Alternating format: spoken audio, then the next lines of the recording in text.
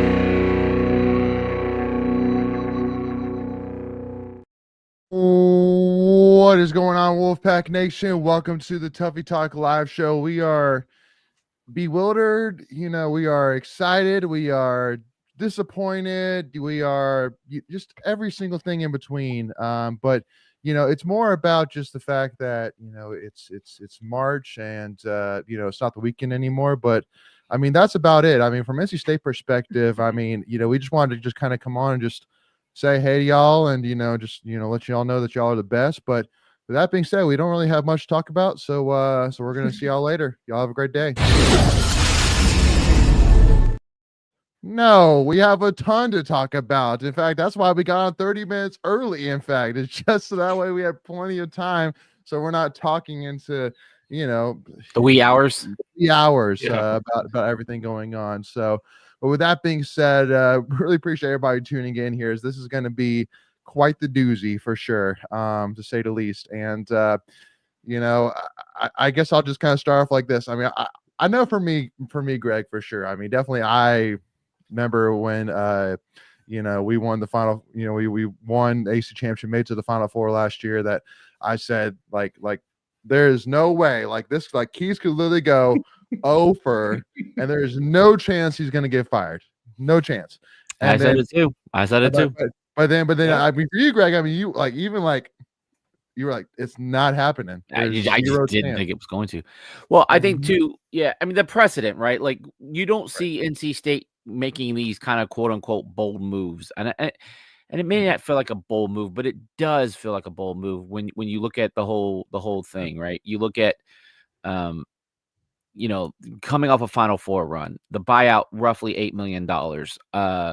Not only do you have to pay that $8 million plus the coaching fees, now you got to go find a new coach. I just didn't think that, because you always hear that NC State doesn't have the money. And then I'm on my way to baseball Sunday morning and Ken's text me, Kevin's fired. And I'm like, what? No. Yeah. And then I had to go on, I went onto Twitter because I figured that was the fastest way. And then I had to go find a legitimate source because I figured it's some kind of Burnosphere account. Yeah, something crazy. And then it popped up on from ESPN. I'm like, holy moly, he did it. Boo did it. Yeah, no, absolutely. But before we get Michael's initial thoughts, make sure, again, if you're tuning in with us, you know the drill. Any questions, comments, concerns, requests, potential coach, changes, whatever that may be that you want, put them in the chat and we will get to them here today. But I mean, Michael, everybody talks about remembering where were you when, when 9/11 happened, when that's a little extreme. That's a little extreme. I mean, hey, I mean, it's just something like where were you when, like when disasters or when the good things happen, like when, yes. When we won the ACC Won the championship, we ACC probably should have championship. started with Yeah, that. get Yeah. it. Hey, hey, it's the this or that, but I love you. You're the anyway, best. Don't hey, ever change Leighton. I get the idea. you get Probably the not idea. the best But example to use, but yeah. anyway, where were Yeah. you? Where were you when, Michael, when you got the news with Kevin Keatts, man? I was sleeping in.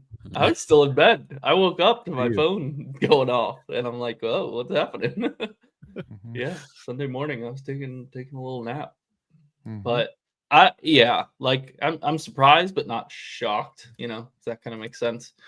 Yep. Like, because it is bold in the sense that the easy decision is that's a free year because he just went to the Final Four last year. We'll Mhm. see if he can turn it around. We'll save a little bit more money on the buyout for another year. Mhm. But and I think also not surprised because Booz could fire him last year before the tournament. So it's like he obviously that's I'm sure Keatts knew that, and that's kind of hard to work under that when your boss is about to fire you, and then you have a terrible year this year. It's like, okay, that's It feels like in It was hindsight, worse. it feels like it needed to happen more in hindsight now that it has happened. But Yes. yeah, I just didn't think it would happen. Well, here's my initial thought about it, and honestly, kind of like you, Michael. Like when it initially happened, I was like, wow, like, okay, this is gonna be ugly because you knew all the national media and was gonna tear us a new one and be like, man, 1 year after taking him to the Final Four, you fire him. But then I mean the more I learned about it, specifically two things. Because first of all, I said that in order for us to make this move, basically two things had to happen. One, we had to get a complete buy-in from Boo Corrigan. Secondly, we had to get a complete buy-in, not only just like theoretically, but like financially from NC State Yep. fans to make this happen. Well, I think you And had that. well, exactly. And both those things happened Yeah. basically from multiple different sources. Some NC State fan or fans basically chipped in to help make it happen. Mhm. And again, don't really know much of the details, but I know that there's no way that just Boo Corrigan saying, yes, I'm going to have to let him go is going to have to do it. It's going to have to, there would have to be some help to make it happen. And Yeah, apparently almost all buyouts are right. funded by Like boosters. we couldn't have just elongated without getting that help to make it happen for sure. Yeah. But now, so honestly that kind of really made me excited in the fact that it's obvious that from all areas we are truly committed, obviously, and especially now because I mean the last thing now, because we have to be committed now because of the fact that I mean you just let a guy go that just got you an AC Right. championship and Final Four, so this has to be successful. Like whoever we get, like we're kind of all in on that guy because we could Yeah. absolutely fall flat on our face if it doesn't work out. Kind of like the Jimbo Fisher kind of esque comparison where it's like you let him go for trying to get better and you haven't been able to find better yet. But I know there's background to that. I get it. But then that guy won you a national He also won championship. national championship. Yeah, I mean that's Exactly. different. That's what I'm saying. So I think the overall picture of this whole thing, like I know you can never take away what last year meant and what last year was, and he will always, Keatts will always be remembered for taking the team to the Final Four for the first time in 40 years and winning an absolutely. ACC championship in 37 years. I think the number was. Mhm. You can't take that away, but you also have to remember that he was 17-14 going into that ACC tournament. He was, from all practicality, 7 minutes away from being fired. Mhm. He Absolutely. also had the worst record in the history of NC State basketball in 2022 or 2021-2022 season Yeah. at 11-21. Like let's not jump to conclusions like he's like second coming of Adolph Rump. Like that's just not the case. Mhm. He did go to the tournament in 4 of the 8 years. You could have made the argument that he probably would have made it in that COVID year, so maybe 5 out of the 8.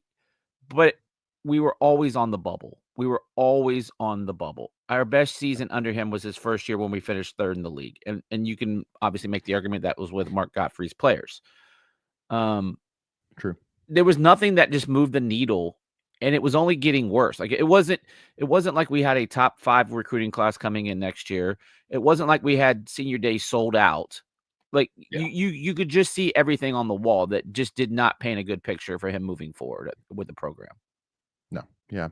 Well, and also too, as well, just, and this is kind of me too, as well, but I know a lot of State fans as well, was that, a lot of the conversation, a lot of the post-game press conferences, comments made by Keatts were around, not necessarily saying, well, this year, I feel like that I need to do better with this. There wasn't a lot of that. It was more of, because even his exit letter was around, if basically I'm given the resources to be successful, then things will change. And so, such as for next year, all the conversations around, well, once I get, the help with the increase in NIL, the revenue sharing, things like that, then things will get better. And when it's like, I just don't feel like that from an NC State fan perspective, that we could really accept that would be enough. It's just, that's not the answer to everything. He didn't show enough. Exactly. Well, and also too, because the couple of guys, I mean, two of your highest paid guys, and Mike James and Brandon Huntley Hatfield, it just was overall kind of swings and misses. Now, I mean, obviously Mike James is more of a swing and a miss where, okay, like, don't know maybe you win 4 or 5 it, extra games. Like, I'm not saying we're going to win 10, 15 more games with him in that lineup. He's not that much of a difference maker. No. And I mean, and Brandon Huntley Hatfield, who was a guy that apparently during the offseason was greatly recruited by some of the big guys, and that didn't work out whatsoever. And then the guys from last year's team that you really kind of, honed in on and had a whole offseason to develop, and man, they were bad. They were rough. And I mean, can't necessarily say kind of put my finger on if the issue was with the players or with the coaches, but unfortunately, just like coaches always say, it falls on me. And at the end of the day, it falls on Kevin at the top, when Ben Middlebrooks just absolutely was ineffective the entire season. O'Connell went, I think, 0 for 6 in the Miami game, and it was just not good. Like there was honestly, the only kind of positive there was, in my opinion, was Paul McNeil. But the negatives with Paul McNeil was, first of all, that he got rolling in like the Wake Forest game, but then he never really kind of continued that. But also too, with the fact that he just never really was used properly early in the season. Like if he had that high of a ceiling, then why wasn't he played earlier? So from this season, it was tough. But go ahead. I'm going to disagree with your statement about the players. Okay, go for it. Because again, just speaking off of stats alone, all right, Middlebrooks actually gave you more points this year than he did last year. Yeah, a lot of that probably was playing time, but you'd have to look at it. Yeah, I mean, if you broke it down per minute, you're probably right. But what I'm saying, like Jaden Taylor was basically at his average from last year, and he was up like a minute and a half more. Let me just look at. I'm just going to pull up Michael O'Connell real quick too. Yeah, and Michael O'Connell increased his. No, he played 4 minutes more, but he gave you an extra 1.5. So the production was the same essentially. The problem was the evaluation of what those players were, what you thought those players were going to be, vice who they really were. Well, and that's my point, is that they should have been more focal points this season. Like we brought them back to be focal points, not just to be role players. But that's the problem. That's the problem. They were never going to be a focal point. Like that's not their roles. That's not who they are as players. They are great complementary players, but they are not your number ones. Yeah, that's the issue. But and at the same time, it's like, I think they tried to build it so that they could have similar roles. Like I think Huntley Hatfield, you kind of expected him to be the number one guy at the 5 and have Ben Middlebrooks still be the backup 5 and give you those good minutes off the bench, and like absolutely at guard, Mike James at guard, and have Michael O'Connell be a little bit more of a distributor like it was last year with DJ Horn and but that was the other point. Reasons you didn't have a go-to guy. You didn't have a scorer to where where Michael O'Connell could replay that role that he had last year, because he was so good getting the ball to DJ Burns, DJ Horn. Like you didn't ask him to do as much as he was having to do this year. Everything just changed, and it wasn't. at the end of the day, I feel it's on the coaching staff. It was not properly evaluated. It was like you had no shooters. You just didn't have what you needed to like you would have thought that, hey, you had the formula last year of DJ Burns. Okay, go get another DJ Burns. Okay, like go get that kind of type of player. Oh, you had a great year with DJ Horn. Go find you another DJ Horn. Like, and I think maybe he felt like he had that with either Mike James or Styles, maybe, but you didn't have that guy, and maybe you thought you had it with Huntley Hatfield. I don't know. Like it was just not good. Not good. And it's hard because, well, I guess he would have been fired if they don't go on the run last year. But yeah, like if assuming he doesn't get fired going into this year, you probably see some of those guys leave out of like O'Connell, Middlebrooks, and Taylor. But like, I don't know, coming back off that championship team, like they have no reason to leave. And it's like, you're not going to kick them off the team because they just won you the title last year. And so you have to build around them, which is not, obviously did not work out. No, didn't work one bit. Yeah. And I mean, also too, I mean, just looking at obviously how this season, shook. I mean, you started off with the top. I mean, you went off an exhibition against Lees McRae and beat them by 4 points. I mean, they took you down to the wire, and that was a little bit nerve wracking, but there's a couple reasons potentially for this. That was totally the omen. That was honestly the complete omen. And again, like it's fair to not necessarily take that too much. Take that more than a grain of salt.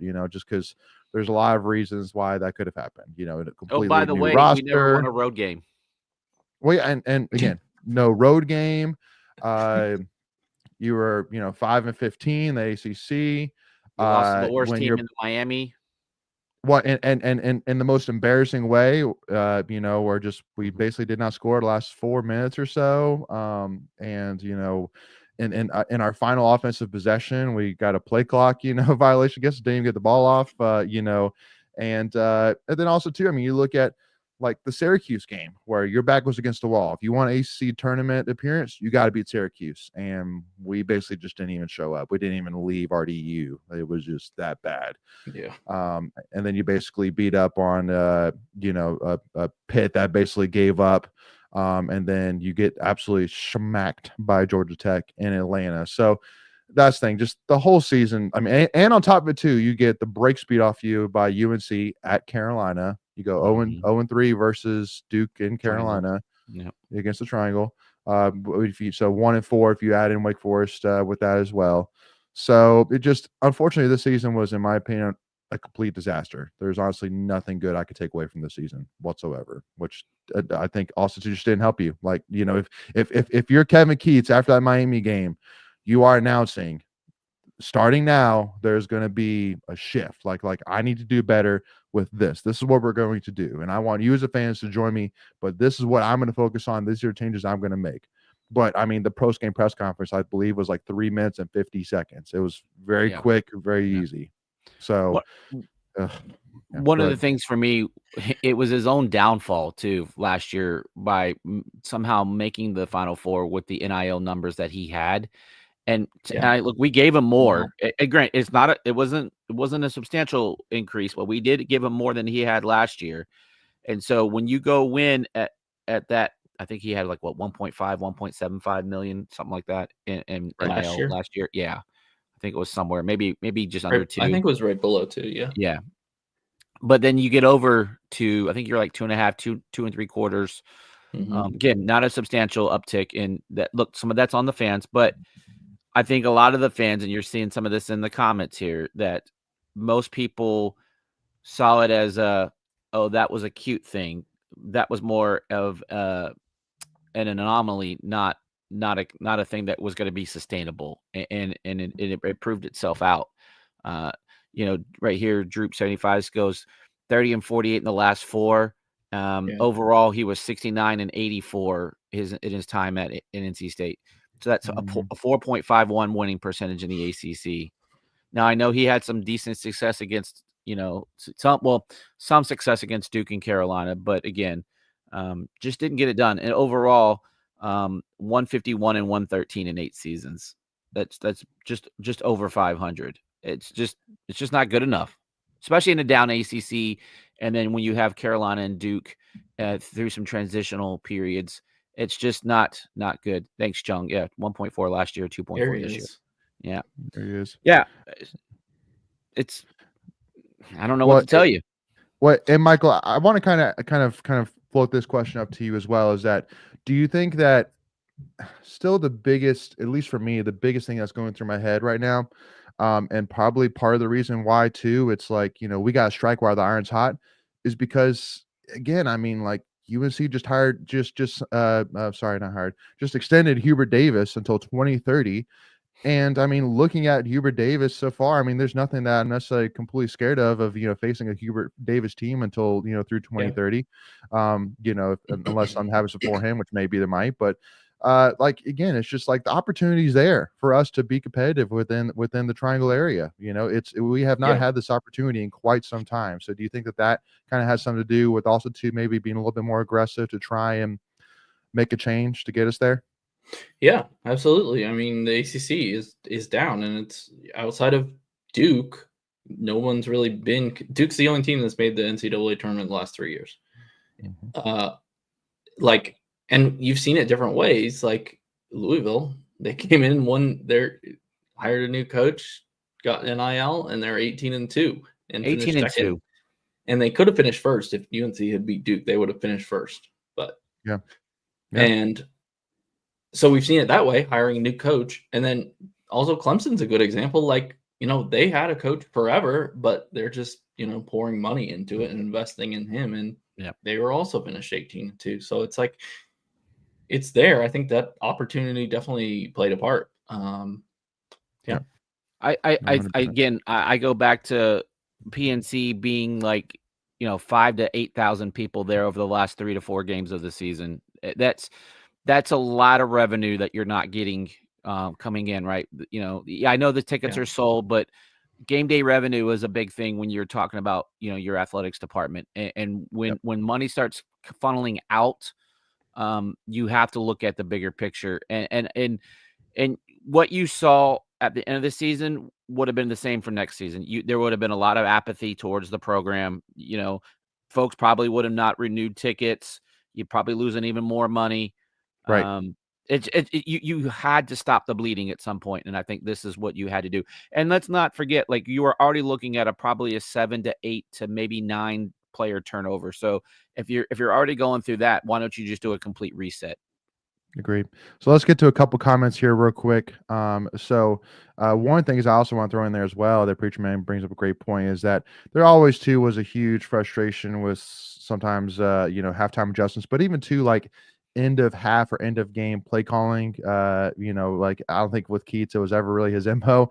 If honestly a rarity that he drew up a play that in-state fans were like, wow, man, did you see that? What a play. Like, it was mostly like, what was that, for the most part? Not 75-80% of the time at least. But he did call plays. I've seen a lot of stuff where he said, people on Twitter or X said, "Oh, we never call plays." He does call plays. He does. Like, I've literally sat behind the bench a couple of times and hear him calling out play numbers.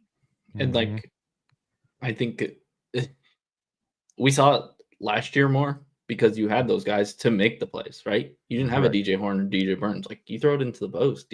Like, DJ Burns, I think, like, remember he had the game winner against Notre Dame. That was a after a timeout play that Keatts drew up, and then I think DJ Horn and Clemson. DJ Horn against Clemson. I mean, and then there was sometimes it's like, you also have to have the guys to make the plays too, which right. That goes back to the talent evaluation. Plus, look, we were one of the worst shooting teams in all of the ACC. When half of the game is to put the ball in the hoop and you can't do it, you're already behind the 8 ball. Not good. And I mean, Billy even saying 8 years is more than enough time. And I mean, just because I really do think in coaching, there's 2 things that you want. That you want a high floor and a high ceiling. And high floor comes from consistency, being consistently competitive year in, year out. And Keatts, he's shown you the high ceiling. Sure, he's shown you the Final Four ACC championship, but he never, unfortunately, showed you the consistency part, the ability to be competitive year in and year out. So, and I honestly kind of, it's kind of crazy, but I think that was made clear and obvious by the fact that even though less than 365 days ago, he won you an AC championship and Final Four for the first time in over 30, 40 years. It's That less than there's still 365 apathy. days. It's less than a Right. year. We're less than a year removed. Right. And yet there was still that much apathy against Keatts and this program. Like So- that's what it screamed out to me at the very least. So in the last 5 years in the ACC, we finished 9th, 15th, 6th, 10th, and 16th. And then the other part of that is even when you were like taking last year off the board because we were an automatic qualifier for winning the ACC, every year we were a bubble team. Like we were never like securely in the tournament. We might have been securely in the COVID year, but we were always like, okay, bubble team. Yeah. And then where do you get seated? 9, 10, 11. Like those are like the spots that we were sitting in. Like that's not the life that you want as a Power 4 team. Like you want to make sure that you're securely in the tournament. You don't want to be in the last 4 in conversation. You don't want to be in the play-in game in Dayton. Like you want to be securely in the field. And I never felt like we were. Well, and also too, I mean, like I think it was honestly also a good move because like what I was talking about with UNC and Duke earlier, like the ACC, there's not really. Correct me if I'm wrong. Are there any other open head coaching positions during this offseason so far? Not anymore. Miami just filled theirs, and Virginia, FSU, and then Virginia depends on what they do with their interim. He's kind of like an interim, but I'm not sure. He's an interim. Yeah, they're going to hire somebody. Yeah, I think so too. So I mean, at the end of the day, I mean, I feel like that. 4. Also, so 4. But a couple have already been made. And one of them was with Florida State was the Sacramento Kings assistant coach. I believe. Yeah, he was a previous point guard under Leonard Hamilton, so he's an FSU guy. And then Miami just hired Duke's John Lucas's son. I can't remember his first name, but his last name is obviously Lucas, and so he was an assistant under Shire at Duke. Yeah. So again, I mean, like there's definitely ripe for the taking right there, right now. There's opportunity out there. There's some good potential guys out there that we'll get to here for sure. I know Billy Mouse said, who do you have a preference on who you would like to be hired? We'll definitely get to that for sure. But before, I know we want to. We'll close this and come back around towards the end of the program and talk about the future. But like no one would have believed 5 years ago that Brad Brownell was going to be the most tenured coach in the ACC. In 2025, 2026. Yeah. No one would have believed that statement.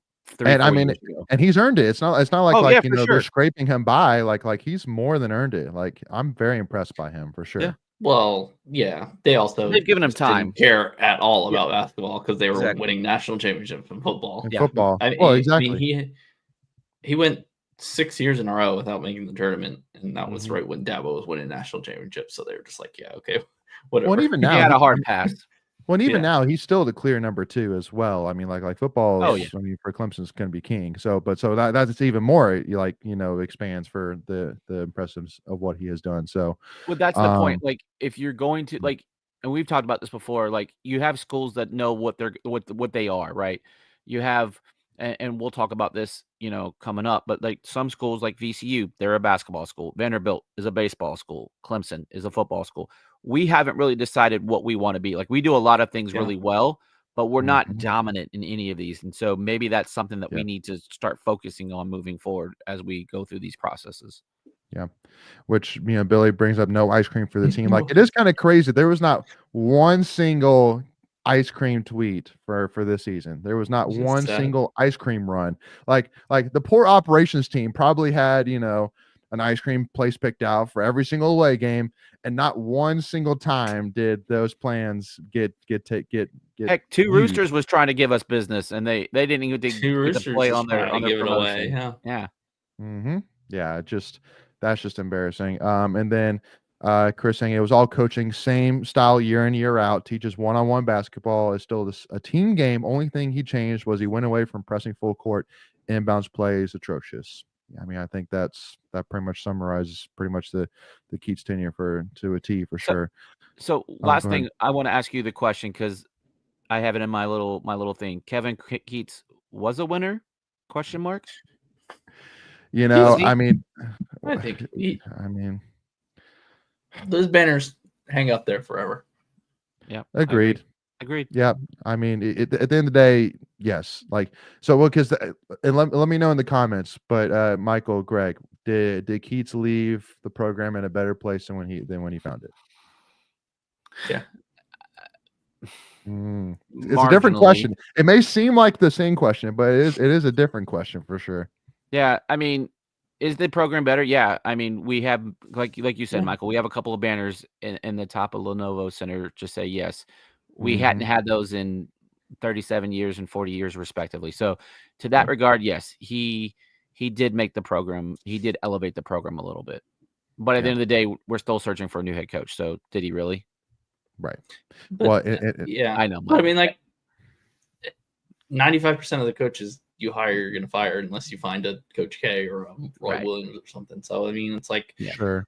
I don't know. I think he's the first coach to hang a banner since Jimmy V. Like, I think you have to give him some credit for that. That the program is, No, I agree. I was just stirring the pot. I agree. No, I know. I tweeted that out, and yeah, some people did not agree, but it's like I don't know. You win title, like hang a banner. I don't know how you can say that the program is not ahead of where it was before he came. Unless they find some investigation in 15 years and they take the then you banners gotta away. take it down. Yeah. Then there you go. Yeah. I mean, he's Jones got it right. Yeah, we were under investigation. Yeah, I mean, just it's sad because again, I mean, like we won a Final Four, which I mean, and I know I want to move on, but like to me, it just like it does. That's why we started. I can't help but think about the opening game, how we won a Final Four, won an AC championship, and we were going to hang up the banners, and even that game wasn't anywhere near sold out. Yeah. Like, and so to me, that also too, in my opinion, Greg, was an omen as well. Like, there has to be some that has to be part of the story. You know what I mean? Like, just A plus B's got to equal C somewhere with that. So just a little food for thought there as well. Yeah, we'll circle back around to this at the end to talk about the future and where we think this might go. Yeah, absolutely. So where we want to go. Well, let's talk about some women here for sure. As definitely, I'm itching for sure to talk about some women's basketball. Definitely a interesting game to say the least for sure. With a 76-62 loss against Duke. But first of all, I got to give props where props is due with Duke. I mean, just overall, a good team led by a great coach that definitely have a lot of respect for. I mean, I don't think really many people could say really many bad things about her. And good for her, really building, taking over a program that really wasn't focused much on the women's side of basketball. And now, I mean, this year, watch out, you could have Duke hoisting the women's and men's ACC championship trophy, which I mean, is more likely going to happen unless some ridiculous happens. So, but I mean, Michael, would you say that the ACC tournament was a disappointment, or would you say it exceeded expectations, met expectations? Where would you kind of put this tournament looking back at it? I mean, it's definitely a disappointment as going in as the number one seed. I think you are, even though we were underdogs in that championship game to Duke. So, but it's a disappointment, but not like some massive letdown. Obviously, Duke's a great team too. They're going to be a 2 seed as well. I think I saw was the last 2 or a high 3. So yeah, it's just tough. Obviously, when you get that close, it's you're going to face really good teams, especially in the ACC. Yeah, absolutely. What are your thoughts, Greg? Yeah, I was at baseball, so I kind of just followed it lightly. Just kind of kept up the score, watched a few minutes in between innings, so don't really have a whole lot of commentary other than like you just got to go regroup, and there's a bigger prize out there.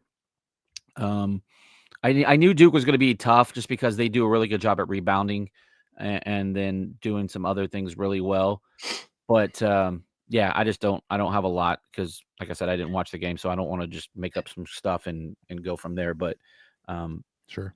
It's still a very successful year for the women in ACC play. They were kind of finished to pick second, and they ended up regular season champions or co-champions, and then finished second in the ACC tournament. So it was right where they, were kind of predicted to be. Now you just sit and wait, and you'll be hosting hopefully both the first and second rounds. Obviously you will be if you win, but you just kind of wait for your opponent and see how it plays out, and then don't no time to dwell on it. You got to get back to work and kind of work on the things that you've struggled on. Yeah. And what you got? Okay, box score here. Well, yeah, I was going to bring up the box score and stats just to kind of help us with our conversation here. But go ahead, Michael, finish your thought. Yeah, and this type of format, the ACC tournament format, is Wes's teams are never set up great for this because he leans on his starters so much. Mm-hmm. I mean, do you have our minutes there? Oh, minutes? Was there minutes? Yeah. Yes, there are. Down. Yeah, it was. I mean, it was basically what it has been for the most part. Yeah. So all 5 of your starters played at least 33 minutes. Like, I think they just ran out of gas in the second half. And that's 3 games in 3 tough. days. Right. And dealing with flu symptoms too. Yeah. We had some of them were sick. Yeah. Did again, like I said, I didn't watch it. Did Duke run a deeper bench than we did? Just out of curiosity, like were their minutes spread out a little bit better than ours were? Yeah, I mean, you had 2 players playing significant minutes, definitely in a 6th and 7th player role, which, and honestly, and Greg, because you kind of basically laying it up, but before the season, that would have been my one question about this team is the depth, specifically in the backcourt, and I think that's really what plagued us. In this tournament, look at the rebounds, 44 to 28. I just knew that was going to be a struggle if we weren't hitting shots. You weren't going to get a lot of second opportunities. And then what was the second chance points? Because I bet they pretty much dominated in that regard against us. Yeah, I didn't look at stats. I think we have that here. Might have to look that up separately. Yeah, all good. But I'm sure it's significant.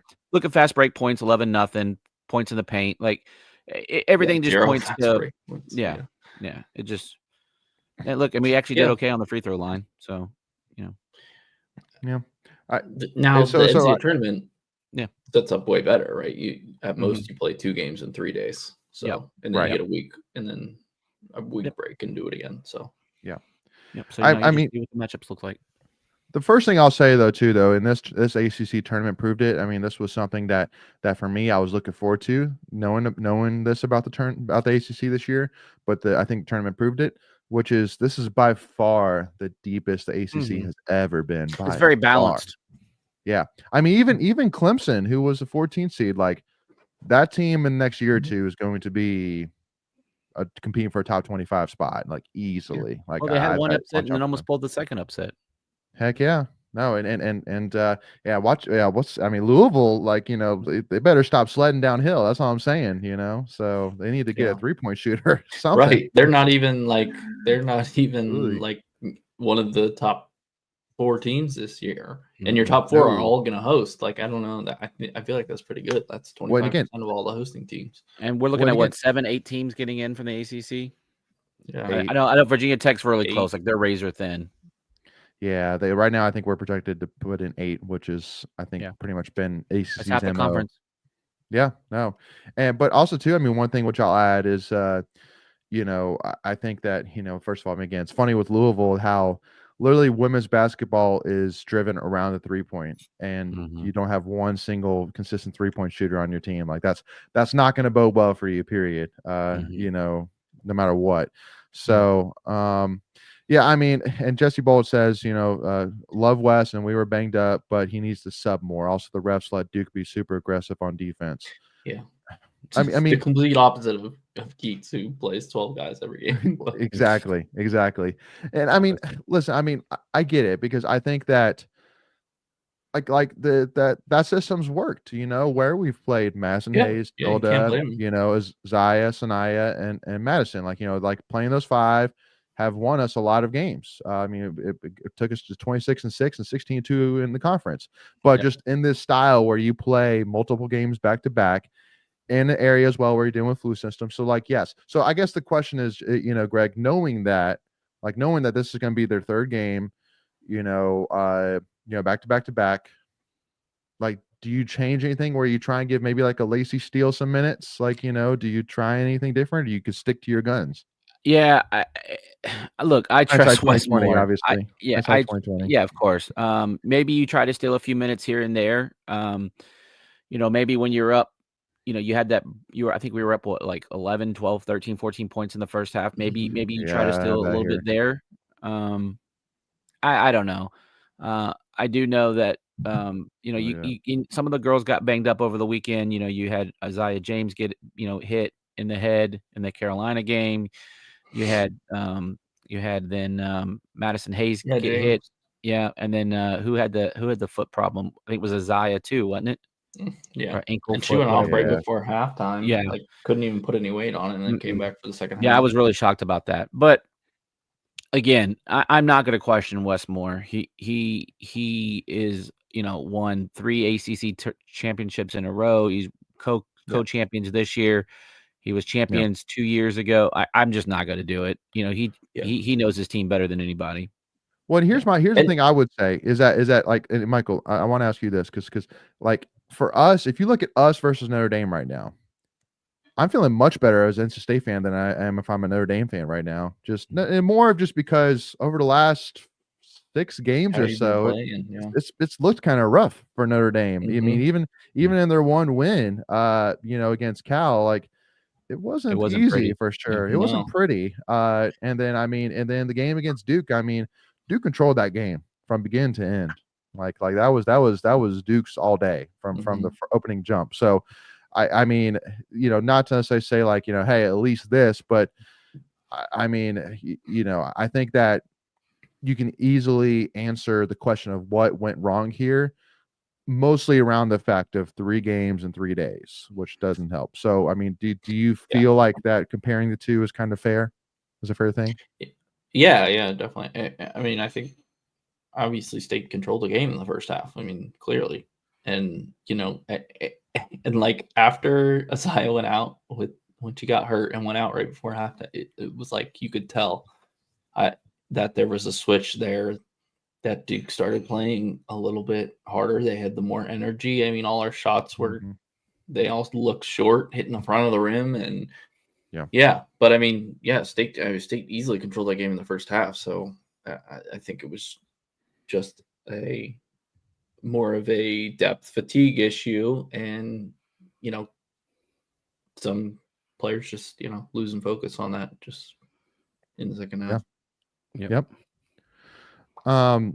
So definitely just in my opinion, just got to get healthy. Got to get refreshed, get plenty of IVs in you for sure, and then we'll find out again what the matchup is going to be. But I'm actually pulling up the women's predictions right now, but I'm assuming probably will be projected around the middle number 2 seeds, give or take. If I had to guess, lower 2 seed, probably 7 or 8 seed. Yeah, I think overall. we're going to be right in the middle. Yeah, I mean, all Duke, Notre Dame, and State are going to be 2s. It'll be interesting to see how they sort them out with how it went with, State and Duke split during the regular season.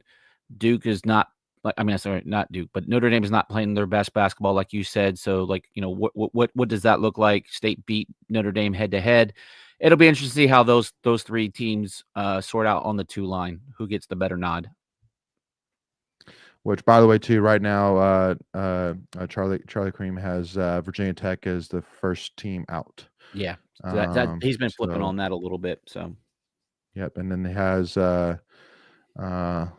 let's see, anybody else noteworthy in there for the 4 out, 4 in? Not really.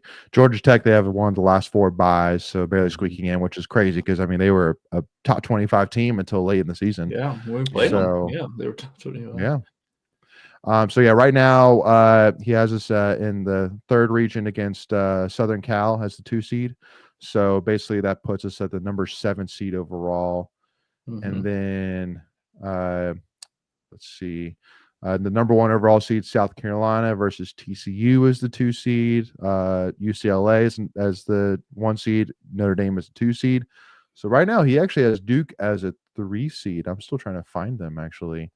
Yep, there he is. They're in the South Carolina part of the bracket. So that basically puts them right on the outside of the 2 seed.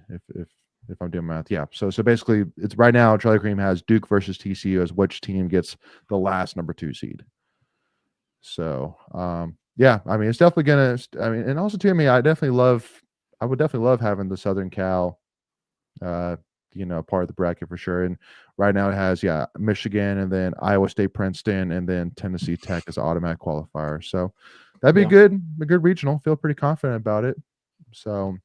And then with opportunity to play Oklahoma as the 3 seed in the Sweet 16. So again, assuming that things go as normal. But anyway, so I mean, let's put it this way, Greg. What is your line in terms of expectation for the NCAA tournament? Like if they get to, the Elite 8, if they get to the Final Four, if they get to the Sweet 16, kind of what's your expectation for the NCAA tournament now that you've seen the ACC tournament?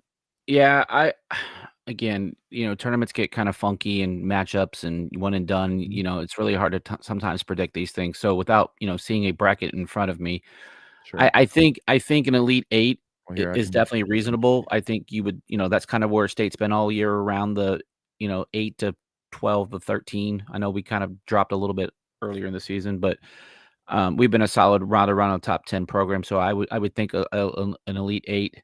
But if everything falls right, you could make a Final Four. Yeah, I mean, well, because definitely, Greg, in the women's game compared to the men's game, the top 16 seeds or so are definitely more dominant, quote unquote, than on the men's side, where there definitely can be a lot more craziness on the men's side than on the women's side. I will say if this bracket falls the way it does, Iowa State does scare me a little bit. They've got that big. She's pretty affordable. But I don't know. I just don't know. Michigan would be interesting. We have an assistant coach that went to Michigan, so that would be an interesting storyline. Yeah, I don't know. I mean, hey, 2 years in a row of former coaching staff members returning back to Reynolds Coliseum. That'd be fascinating. Yeah. So, and I think the women's game like to do stuff like that, to make it a little bit more interesting. I feel like there's definitely more of storylines in women's basketball than there is men's basketball. But yeah, such as playing UConn in UConn, right? Yeah, and that's a storyline. That's still horseshit. That's still horseshit. No, I'm not afraid to say it. Horseshit. All right. So Rusty asking, will Wes end up being a Hall of Fame coach in y'all's opinion? Yeah. In terms of women's college basketball? Yeah. Well, no. So basketball is basketball Hall of Fame. Right, it's not split up. It's not split up. So yeah, I definitely think he's a Hall of Famer in my opinion. And then a banner in Reynolds with his name on it. Oh, absolutely. Yeah, for sure. Yeah, no doubt about it. Yeah, just go ahead and start printing it. Not saying we're going to hopefully need it necessarily, anytime too soon, but definitely just go ahead and print it and have it ready for whenever he does decide to hang it up. That we can put it up soon after. Yep. So yeah. Now, anything else regarding women's wise? Otherwise, I mean, I definitely want to talk some baseball here because I know Greg is ready to talk about it. So I am always ready to talk baseball. Yeah. So, I mean, Greg, have we figured some things out, my man? Yeah, I definitely think we have. You're if you want to talk about, started off with the top of the level here, we've won 8 in a row. So that's pretty good, I hear. I think the way they've won, they put up a lot of 10-run rules, a lot of 10-run games. Obviously, if you go to 10-run rule, someone you have to score 10. So you started off last week with going over to A&T, and you saw, Coop and Nance combined. What's that? What did I say? UNCG. What did I say? Yeah, A&T. Oh, yeah, A&T tomorrow. Yeah, we play them tomorrow. Sorry, duh. Senior moment. You're good. So, you had, at that point, we had thrown like 16, 18 scoreless innings. So pitching has just been getting it done. The hitting is starting to come around. I love what this team is doing from a small ball standpoint. I don't know how much you guys have been watching baseball, but we're seeing a lot of guys getting moved over, just playing really smart baseball. But yeah, Cooper and Nance threw a really nice game there. You had some home runs. Don Fritton had a good game. Yeah. Fritton played Friday or pitched Friday. You had home runs last week in that Greensboro game by Hogue and Sosa. Those guys are starting to find their groove, especially Hogue. He's from what I understand, they tweaked his swing a little bit, and he's just been on fire.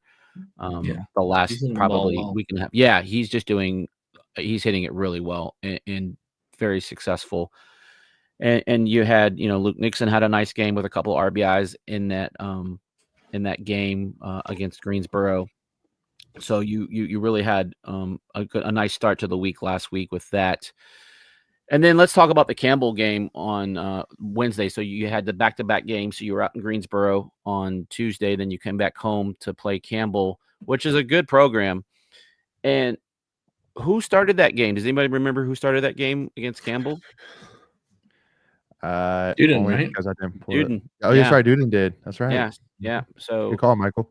So they came out, and that was his first career start. And he got the win, and he was very effective through 3 innings of no hit ball. He struck out like 5 of the first 6 batters. And again, Hogue hit another home run. So 2 straight games. We just talked about Hogue there for a minute. And then, the guys just hit the ball. They just did a really nice job. And so you had that part of the week get going. Well, and Greg, before you jump to you as well, like I also want to point out that these are some of the moves that I love, that really show off, in my opinion, Elliot Avent's coaching IQ, where it's like, listen, let's just completely just do something completely crazy, which is take, my established closer, and let me put him, to start a midweek game, just like completely, just trying to change it up a little bit. You know what I mean? You were trying to get him right. Right. He try and click you. He had some bad. I felt like he had some bad luck, especially in the Fordham game where he comes out and the weather's just crap. So he gives up a couple there. I don't think he was put in a good situation. I can't remember which game it was. He came in on a 2-0 count. When you bring in like closer type guy, you want him to come in on a clean inning, I feel. And so I don't know if we put him in the best necessary position to be successful. But that being said, he came in with like a 20 ERA and he's down to 7. So, I mean, he's just been throwing really well. He came back on Friday, pitched really well again, in a somewhat high leverage situation. And so now you're getting that confidence back. The skill level, skill set's always going to be there. It's just, do you feel comfortable going out there? And I think they set them up for success. And I think that's just kind of the important thing with guys, especially, a lot of baseball's a hard sport, and it becomes mental more than physical a lot of times. And I think, you just want to make sure that your guys are in the right frame of mind and just put them into and Preacher Man had a 2-inning save on Friday night. Absolutely. But so speaking of Friday, we had a weekend series with Wright State, and the theme has been all season long. And I took a snapshot of this because I think it's real important to talk about. The theme of the last couple of weeks has been starting pitching, and it's been no different. So Fritton and Marone, which we'll talk about more because he threw a gem on Sunday, and Andrews. But between the 3 of them, they are 7-3, which is okay, 7-3. But you look at their ERA. Fritton's throwing 125, Marone's at 173, and Andrews is at 245. I don't care who you are, especially in the metal bat BB Core 2, whatever the hell it's called, era. Yeah. That you got guys that are throwing that well with ERA. And so that'll play at any level. And now, like I said, the hitting is coming along. The guys are just feeling more comfortable. We're playing better. We're playing clean. We're playing with confidence. I like all of that heading into the ACC play this weekend with Virginia Tech. Fritton was very dominant. I think he had another outing of 10+ strikeouts. Andrews, I don't have the numbers here in front of me, but the numbers are for Fritton: 31 strikeouts on the season, 38 for Marone, 18 for Andrews. 31 of those strikeouts in 21 innings for Fritton, 38 strikeouts in 26 innings for Marone. He's set career highs in each of his last 2 outings. By the way, Marone is at 18 scoreless innings. Like, come on, man. It's crazy. Come on. Crazy. 2 complete games in a row. He threw 9 innings. Shutouts. Yeah. 125, 126 pitches on Sunday, 14 strikeouts. Oh, and by the way, like, he had a birthday on Saturday, so like there was that. It just, these guys are playing. One thing I've noticed too is they're a little bit more active in the dugout, like getting into it, having fun. Again, that's what the sport is about, is having fun. They're very loose. You can see that at the beginning of the games. Like, it feels like a different team right now. And I'm excited. And that comes with winning, right? Absolutely. It's more fun when you're winning. So it just kind of builds on itself. Yeah. Well, and especially too, let's highlight Marone just a little bit more, and then please, let's do, because he was only the ACC pitcher of the week. I mean, whatever. Right? Yeah, really. No. What is that? Just throw that in your garbage can. No, obviously pitching 9 innings against a formidable right state opponent for sure, not giving up a single earned run. Yeah. 14 strikeouts, like 1 walk through 126 pitches, not 200, 126 pitches. 126 pitches to do that. That's still done. Yeah. Well, it was funny because I thought he was done after 7, because I think at 7 he was sitting right at about 90-ish in the 7th. And then his stuff just, I think he struck out 5 of the last 7 batters or something. I should probably know exactly, but he literally struck out almost more than the last 3 innings that he did in the first 7. It was crazy. It's crazy. I love it. I love what these guys are doing. I'm pumped. Well, and that kind of leads me to my next question, which is, Greg, long ago in a galaxy far, far away, there was this pitcher that was legendary within his state folklore named Matt Willison. Yeah. And where does he go? Like, we haven't seen him since February 18th, where he gave up his absolute just rough performance, 2.1 innings, 5 earned runs, and I know what's going on there. And I'm not so sure how much is public, so I don't really want to share that on the air. Believe me, he wants to be out there, and I'll just leave it at that. Okay. So, fair enough. Yeah. We'll leave it there. Yeah. And one of the things I kind of want to talk about is, this team is dealing with a few injuries here and there, and I won't name who's dealing with what, but if you're watching the games, you can kind of see with guys in and out of the lineup, who's kind of, available and not available. You're seeing some guys move around. You're seeing some guys get some more opportunities.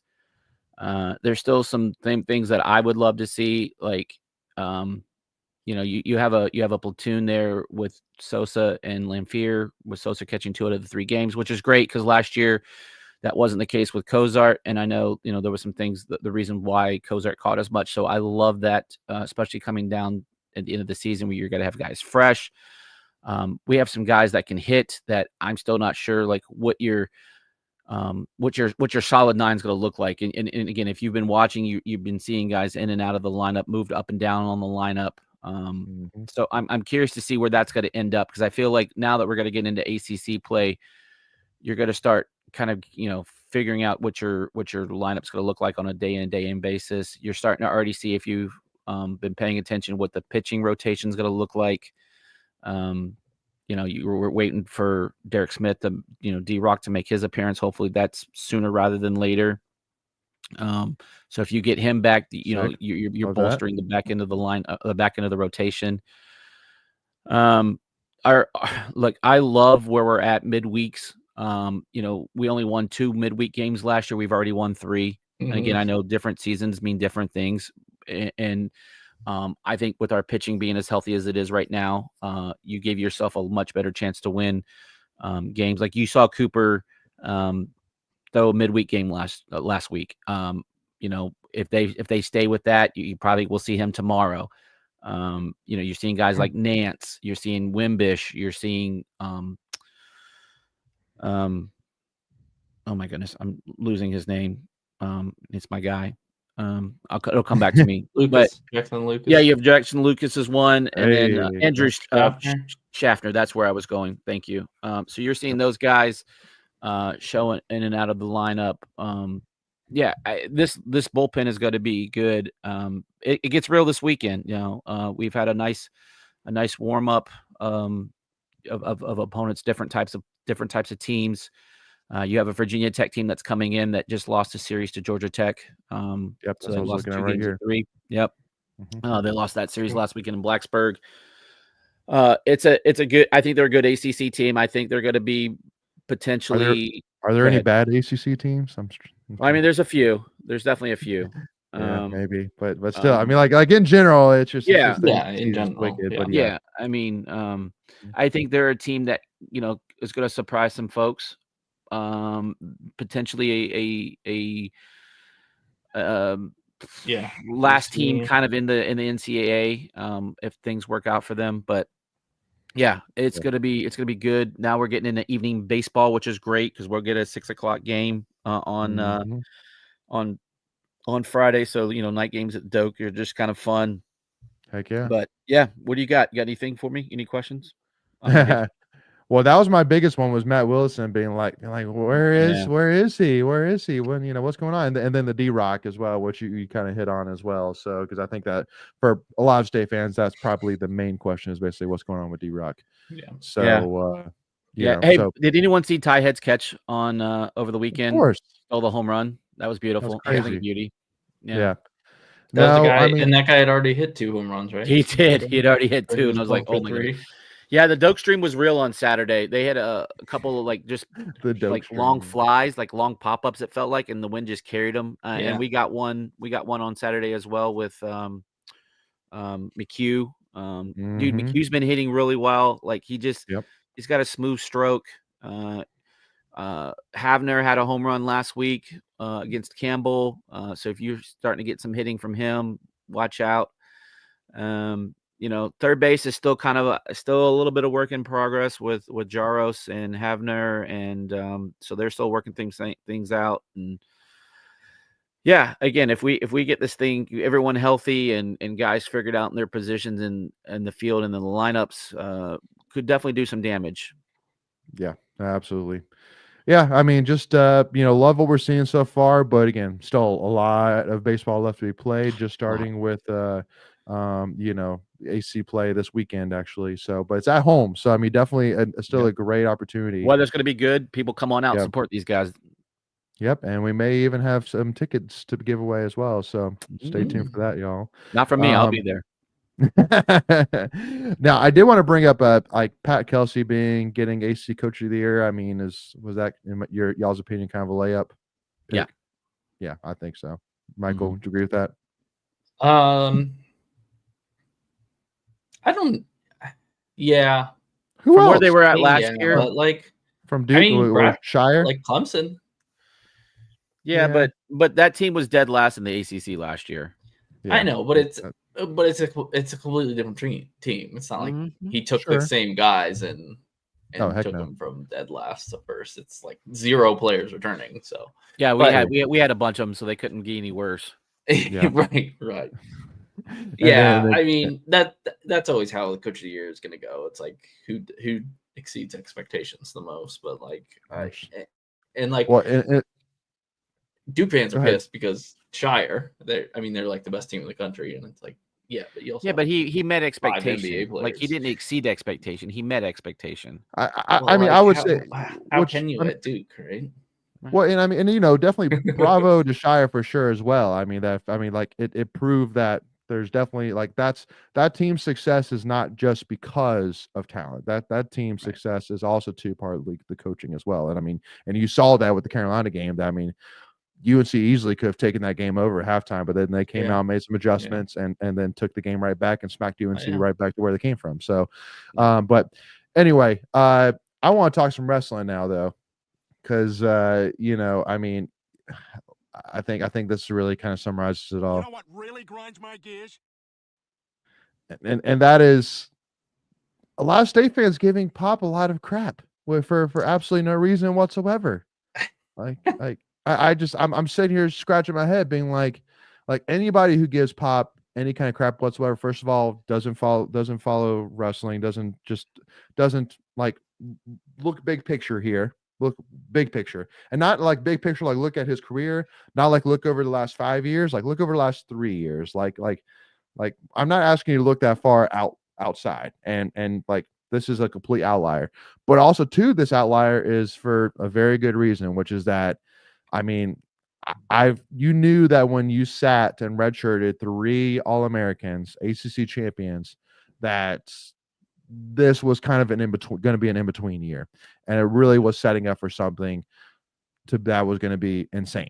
And I think that right now you are looking that square in the face for next season. I'll say that. Now, what does really grind my gears though is man, like it's been a long time. Like it's been a long. I don't think we've ever been on that side of like we've given the ACC butt whoopings. Like last year, I mean, we pretty much smacked pretty much every ACC team. I think got over 100 team points. This year, I think is the first time that I can even remember where we were on the other side of it, where we pretty much got our butts spanked, by Virginia Tech, and But hey, listen, like I still stand on it that first of all, the ACC is getting a lot better. UNC, Pitt, Virginia. I mean, Stanford is a very solidified wrestling program. Shout out to them. Definitely showed out.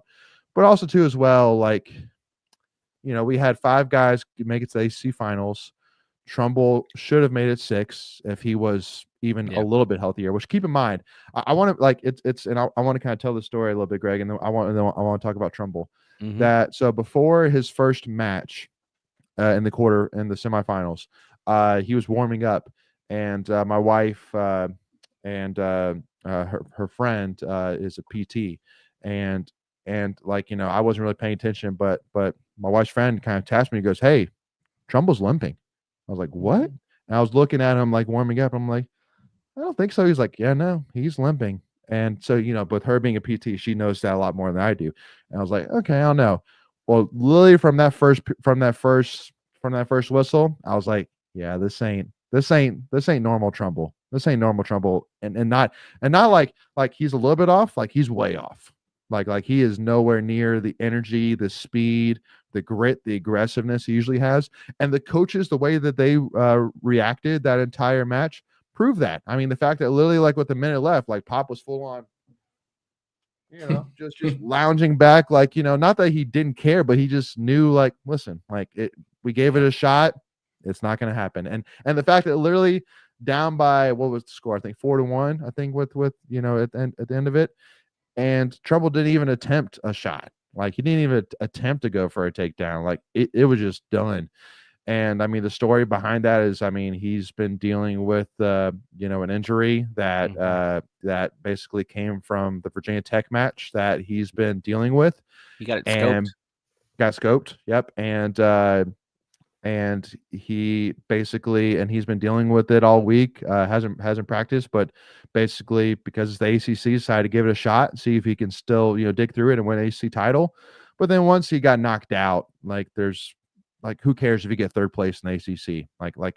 That's not worth, potentially making an injury worse that he could just, right.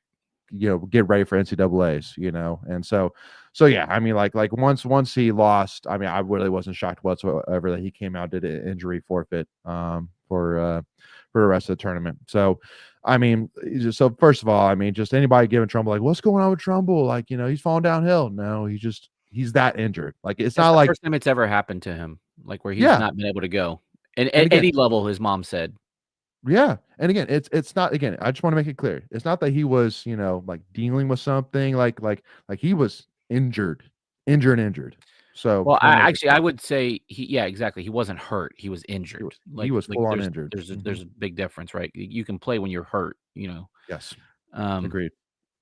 But yeah, we all knew this wasn't going to be the year. We were just a little off this year from a team perspective.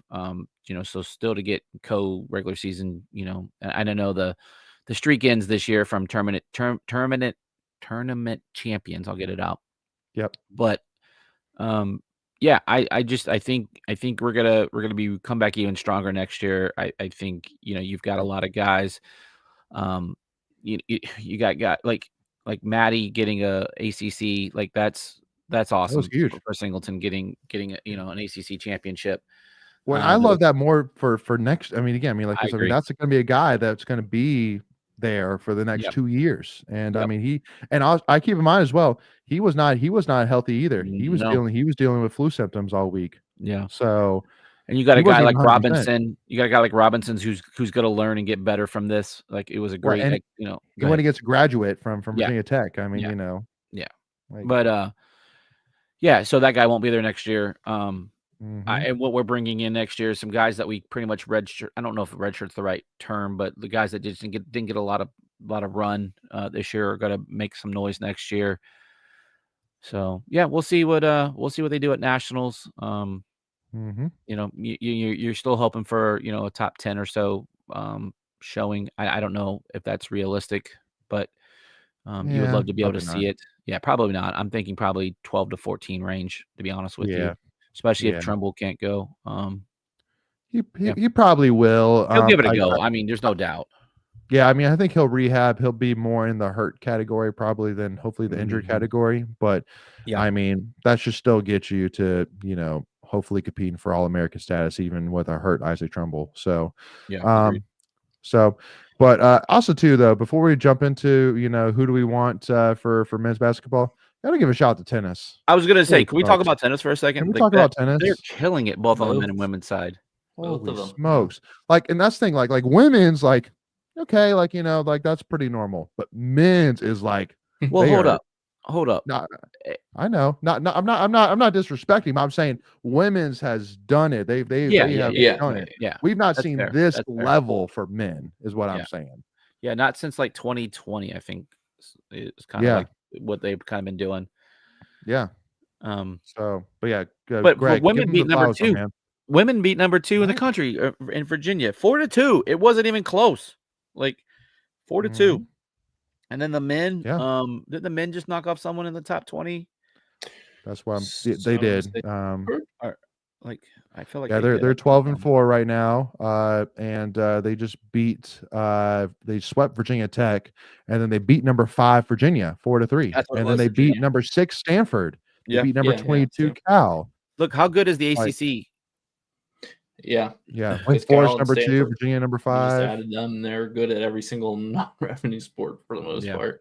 Facts. Yeah, yeah, no, Facts. 100%.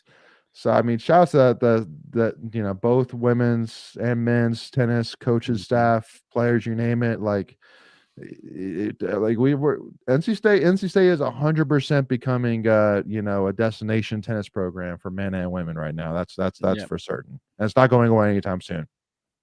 So especially as long as Boo Corrigan's got something to do with it. Ooh, that's a good segue. As long as he's got something to do with it, and that leads to, I mean, let us know in the chat, y'all. What's your wish list for men's basketball, coach? Let us know in the chat. Let us know your reasoning. Put them all in the chat. But it is a interesting conversation right now, to say the least. Like, there's a couple of different options. There's been a lot of rumors one way or another. But the first thing I want to point out is the fact that, and this was, actually, first, Greg, give us your initial thoughts real quick, and I want to bring up something which I want to quote. So go ahead. Yeah, so I wanted to make sure, because this was something, if you didn't read Kevin Keatts' message, he didn't talk anything about Boo Corrigan in that message. He actually thanked No, Debbie Yao. You think Debbie Yao? Yeah, Interesting. It is I interesting, right? noticed that. Yeah. I mean, like I said it earlier. I mean, sorry.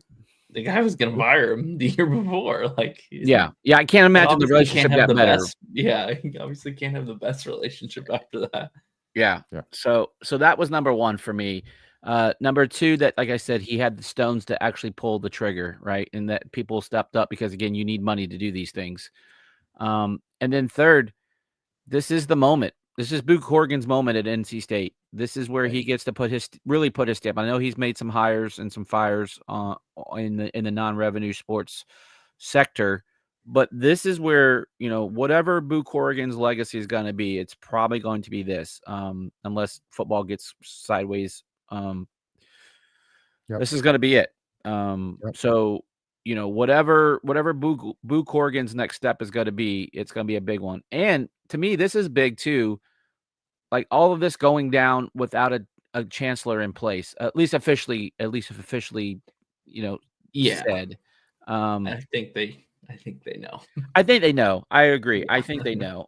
They just haven't announced it, but you would think that this is, something that the chancellor would maybe want to be involved in. Yeah. But yeah, those are just my initial thoughts. He better get it right. If fans don't, if people think that they already don't like him, this could be really good or really bad. And I get it. We're NC State fans. Half the fan base is gonna love the hire. Half the fan base is gonna hate it. Yep. Sure. We'll see how it plays out. Just firing Keatts, so just that decision has made a lot of more people I would agree. positive towards him. For sure. Yep, I would agree. Because it's like we talked about, it would have been the easy decision would have been to, give Keatts one more year. Okay, he's got a year. Right, save a few dollars. Yep. But yeah. Yeah.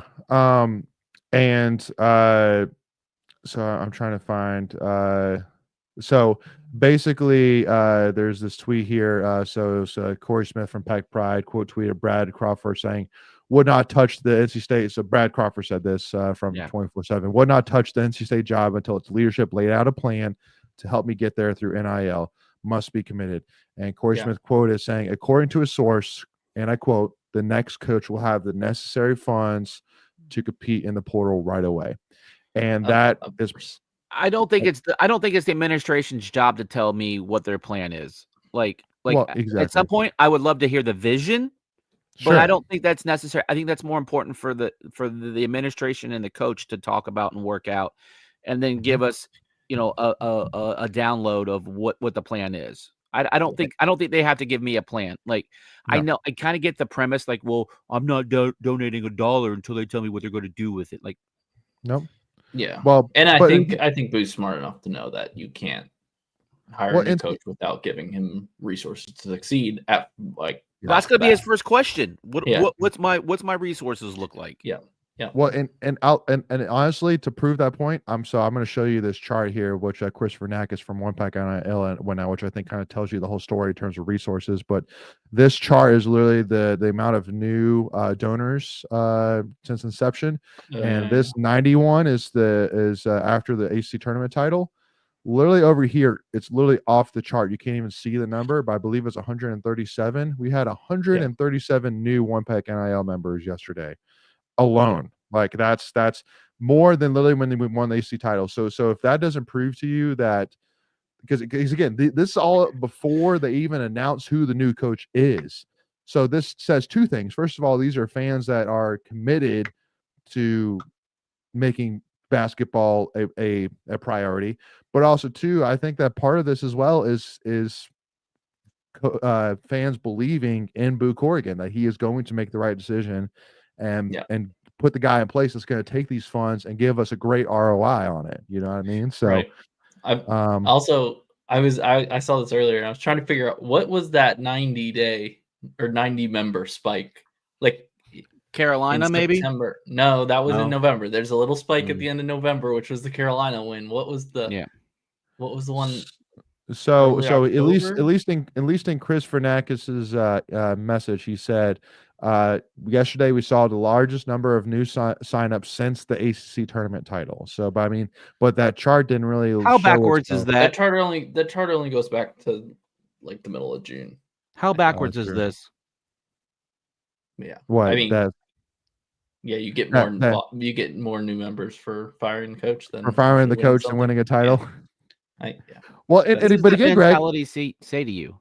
What? But again, Greg, like I'm telling you, man, you take that plus the fact that we didn't sell out the racing of the banner, and I'm telling you, like it just was never a full buy-in on Keatts, even a tournament title or Final Four, and you still were not even close to being fully sold on Keatts. Yeah, it's the hey, a broken clock is right twice a day mentality, or the sun's got to shine on a dog's butt. every now and then. Like that was the mentality of the fan base at that point. Yep. Right, wrong, or indifferent. So 100%.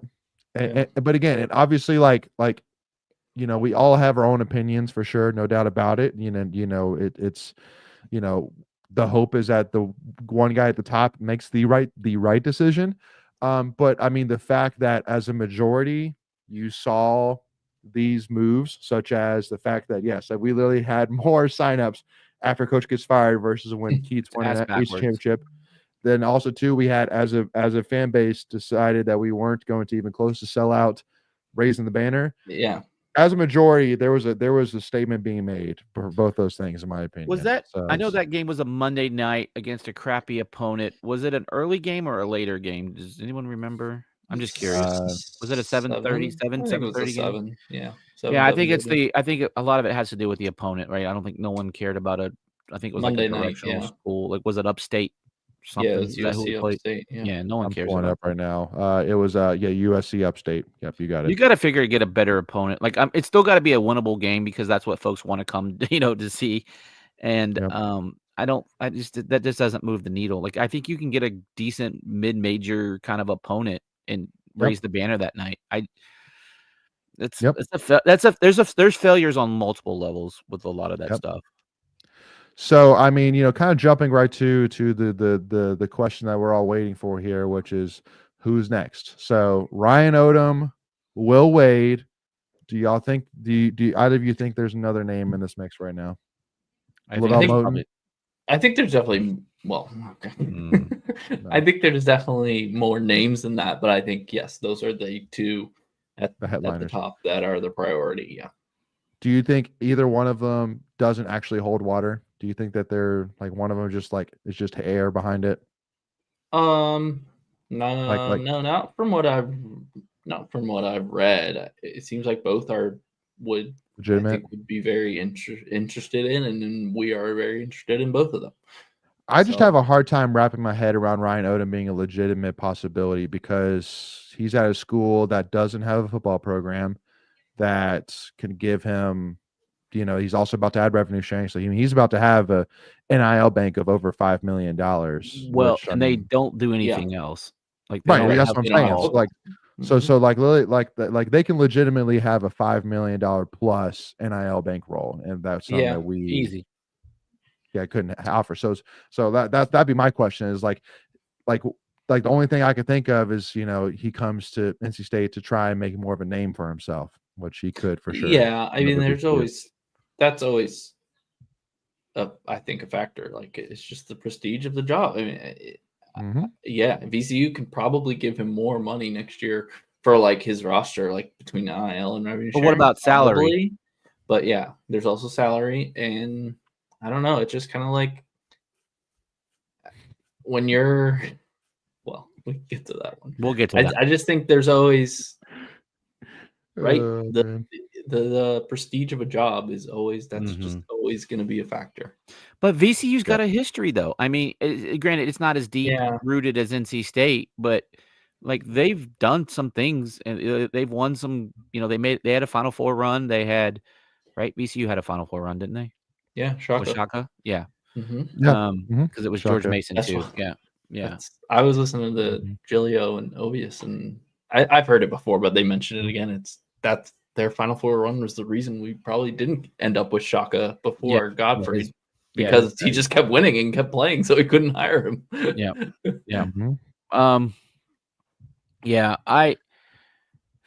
And then you got guys like I listened to the same one. You talking about the emergency one they did like on Sunday? Is that the one you're talking about? Probably. I haven't listened to today's, but Joe G, they both brought up good points that you're not getting a Big East probably coach because again they don't play football. Most of those schools don't play football, so they're going to go all in on basketball with the revenue sharing. It's hard to compete. I think the Ben McCollum guy, like from what I understand, he likes to stay within the Midwest framework. So it's hard to get him. The interesting one is Will Wade. His wife is from Charlotte, so that's kind of maybe do they want to come back and does he want to go back to the Power Four? kind of do his reclamation project, his phoenix rising from the ashes type deal. He seems to be getting a lot of traction. And I think that's the one the fan base wants the most, which, again, it's a sexy name. He's had, fairly good success at all of his levels, including VCU. Yeah. It's interesting, right? So you're talking, two VCU guys that seem to be the leader. Yep. Because he was under Shaka at VCU and then took the program over after Shaka left and had success, and obviously parlayed that into LSU and had success there. His worst year was his first year where he went 8-12. At this point, I would die for 8-12 at NC State in the conference play. Like, I mean, I get what you're saying. There's the baggage. There's the baggage with him, right? And again, everything that he did is now legal in today's play. Well, and especially too with the fact that McNeese State over the last 2 years, he's a combined 47-8. Like that's just like 36-2 in conference. Won the regular season title both years. Like, that's impressive. So and I mean, what do their resources look like? It can't be that good. Well, and even and at LSU, he was compared to the rest of the conference. I think he's got like the best roster by far in that conference. So it's pretty easy. Right. But I mean, like, what does their NIL look? I mean, they're only paying the man $700,000. Like they don't have a lot. Granted, his buyout would be $1.25 million. I think what was Keatts' like final number like per year? What was he like? Almost 3 buyout or no, just his regular season salary. Yeah, 2.5, 3. Yeah, I was thinking 2.5 base salary. Dude, you could double Wade's salary at 1.5. I know he's not going to come here for 1.5, but I feel like you can get him a little bit cheaper than what you're paying Keatts. It feels like it. I don't know. Well, and again, I think that yes, it's. Let's put it this way. I think if I got a ping that Will Wade or Ryan Odom got hired to be the head coach, I'd be happy about either. Honestly, I don't think either one of them was like. I don't think Odom moves the needle though for the fan base. No, I mean but I think that it's a good hire. But I mean, yes, I think that yes, in terms of the excitement. Yeah, I mean, I do get that. I think it's a little. I think, but also too with the fact that with Will Wade, there's the baggage with the NCAA. So you're so Calvin Sampson, Bruce Pearl, Rick Pitino, they all have like it's almost a rite of passage to be investigated. That's a good way to look at it. I like it. Yeah, but because you're right that the fact that yes, the NCAA investigation that he had is now legal. Bill Self, like I'll give you another one. Like that's true. Of course, Bill Self. I mean that guy will get that guy. Ain't nothing gonna touch that name or touch that guy. Or Pertino. I mean, they're made of Teflon. Like everything just bounces off those dudes. That's true. Yeah. But which one moves the needle for you? Like I don't think like Dave Odom was a great coach, but he was just kind of vanilla. Like he won and did good things. I think he won at least one ACC title. And I know Ryan beat UVA as the 16th seed with UMBC, so that's kind of his claim to fame. I think that's kind of rose him through the ranks a little bit. I don't know. What do you guys think? Who do you want? I think it's coaching wise. Like I think either would be fine. Would be good hires. Like I don't think there's a significant difference in their actual coaching abilities. I think Will make you more excited. Will Wade is by far the more exciting. Yeah, Wade.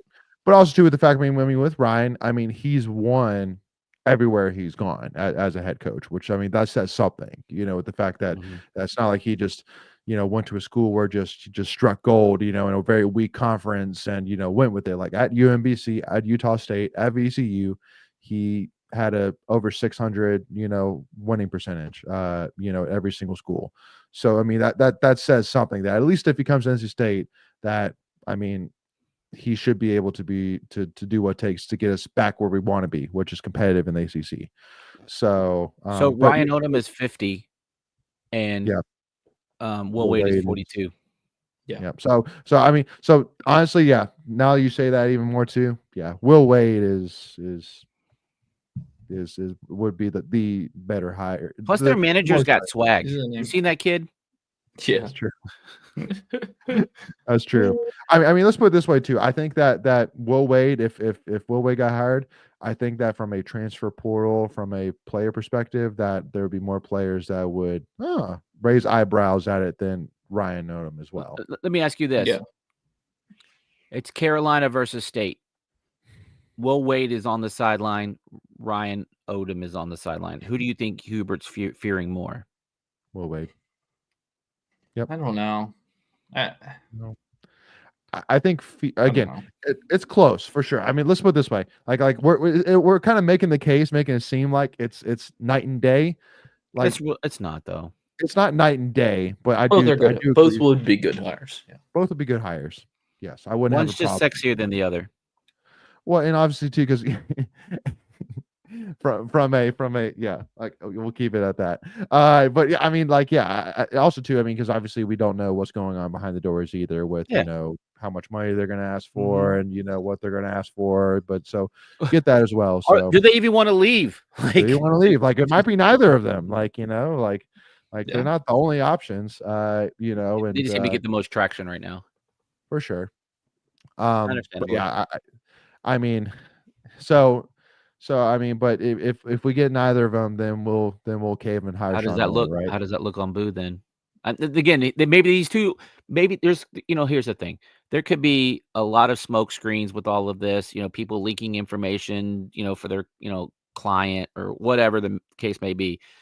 Maybe neither of these guys really are the target. You know, like there's trusted sources out there. By the way, that Brad Crawford guy, like that was just a crap, like just a guy stirring the pot. Yeah. Just about NIL. Yeah. Like yeah. I mean, that's true of any. That's a no-brainer. Like that's going to be discussed. Right. Like I'm sorry, I just came back to that moment for a second. It just struck a nerve with me. I think that's the other thing too. I think this is going to be a better coaching search than the last couple ones where we didn't get our primary guy. I hope we get our primary guy. You know, the whole Godfrey thing got ugly. Keatts got a little ugly because Keatts wasn't the primary guy from what it's been reported. So hopefully we go get our main target because that would be a breath of fresh air. Well, let's put I do think though too, Greg, he wouldn't have made like again, in order to make this big of a move, everything had to be aligned. Especially with the dollars involved. Again, yes, the dollars, the buy-in, but also too as well. I think that Boo had to have a pretty good idea that he could get one of his primary options. I would hope, but I would expect as well. Well, and here's the other thing too. I think before someone committed the money to write the check, they probably wanted to know the plan as well. Like, agreed. There's a lot of money being passed around to make these moves, and so if I'm writing a 7-figure check, I want to make sure that it's right. Right. Yeah. That you know. Yeah, that you're not going and hiring like the Elon basketball coach or something like that. You know, like you want a guy that is not just a swing and a prayer. Like you want a guy. I don't want to hire my coworker who's an AAU coach. Right. Like, I want to make sure that it's someone with some chops. Yeah. So I mean, and Billy's I think says it best. I mean, I feel like they already have their guy. They wouldn't have let Keatts go so quickly if it wasn't so. Like I think it's more conversation right now. Go ahead, Michael. And then Greg, I'll let you go. I think that yes and no. You have an idea of who you want to go after, but I don't think it's like it's already a done deal. No. And anything about any of these guys is not going to be announced until their seasons are over. Like Will Wade and McNeese, they play, I think, their first conference tournament game tomorrow night. VCU doesn't play until like Friday, I think. So if it's one of those two, I don't think you're going to hear anything until they're done playing. Which that's the one thing that sucks too, real quick, is that literally like with Keatts, you were saying, well, at least now he's done, so he has plenty of time to work the transfer portal. But now we're kind of losing that again because we're having to wait until you know those teams get done. So go ahead, Greg. Yeah, I know McNeese, they're the number 1 seed, but anything can happen. They're probably like, what was so funny? Well, it sounded like you were saying like more like McNeese, but what did I not say it right? McNeese, whatever. Yeah. Anyway, I think that's our future coach. Yeah, it's our future coach. I better get his old school right.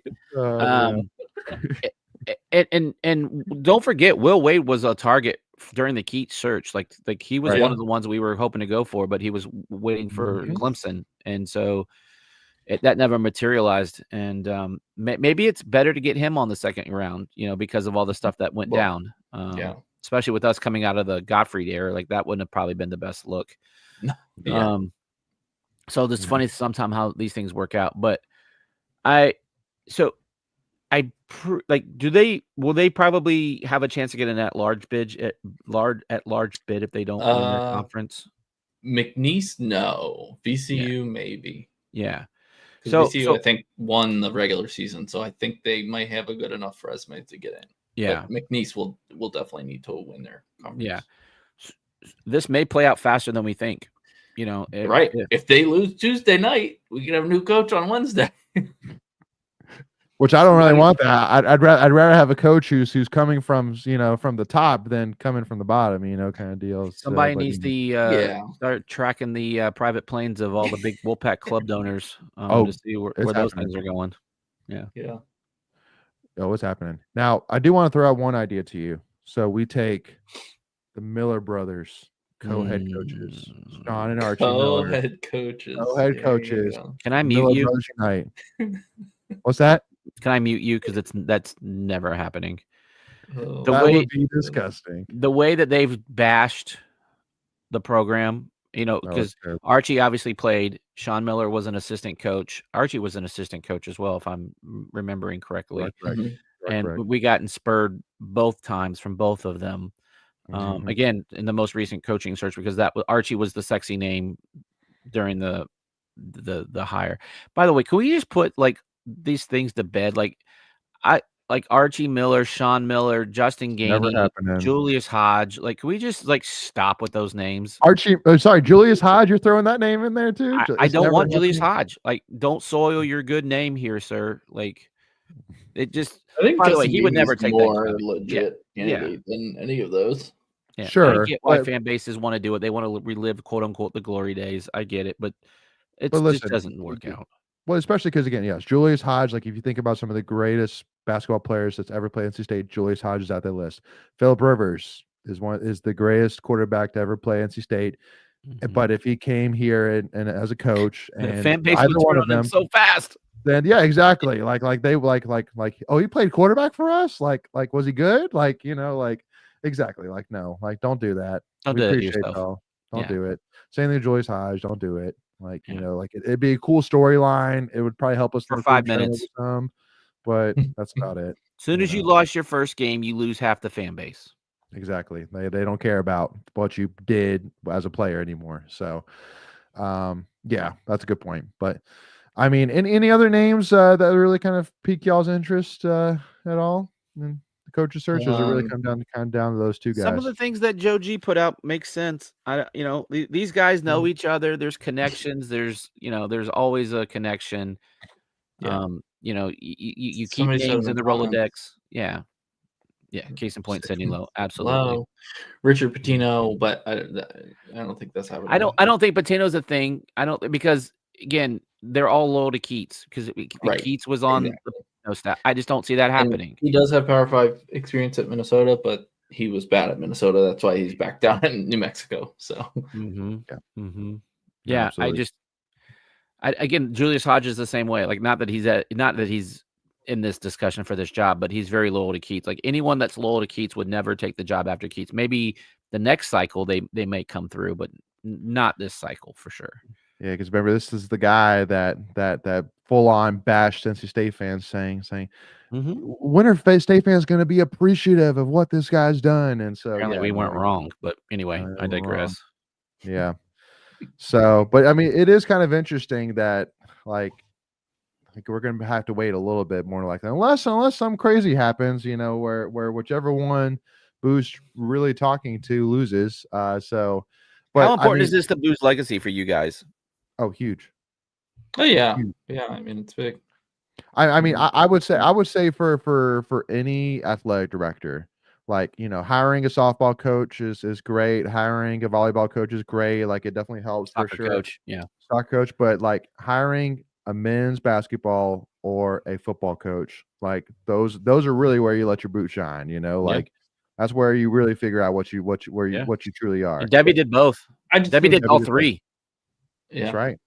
Mm-hmm. Yeah.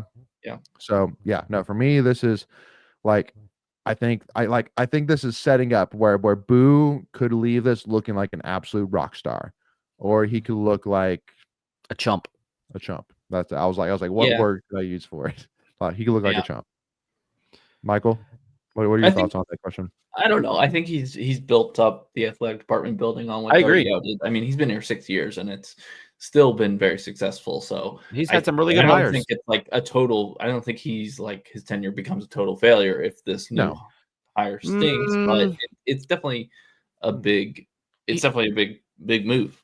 Yeah, here's where I would argue against that. Most people don't follow the other sports, so Sure. like for those that I are get in the know would disagree with that statement. But the Yes. guys and ladies that just follow the big four, Yeah. they would probably disagree with that statement. Well, and yeah, I mean, like definitely, like it's you know, kind of like the statement where like like there's a circle, but there's a big red circle inside of it, and like you're like, well, look at all the space around. It's like, yeah, well, but what about the big red circle? It's like, yes, you did all these good things, like Yeah. like starting out, I feel like you really helped with a lot with going and get the offensive coordinator guy that went to Coastal Carolina, like Tim Beck. Tim Beck, like he's like Boo was a big reason why we got him, and followed Doran's request on that, help make that happen.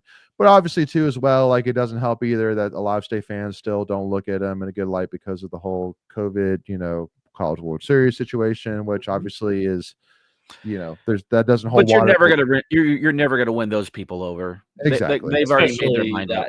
that type of issue where Yeah. it's so politicized as well. But so. also as yeah. well, can like you guys remember how I think it was 2 years ago that Gilio and Ovies went and buried the NC State stuff, Oh, yeah. to break the curse.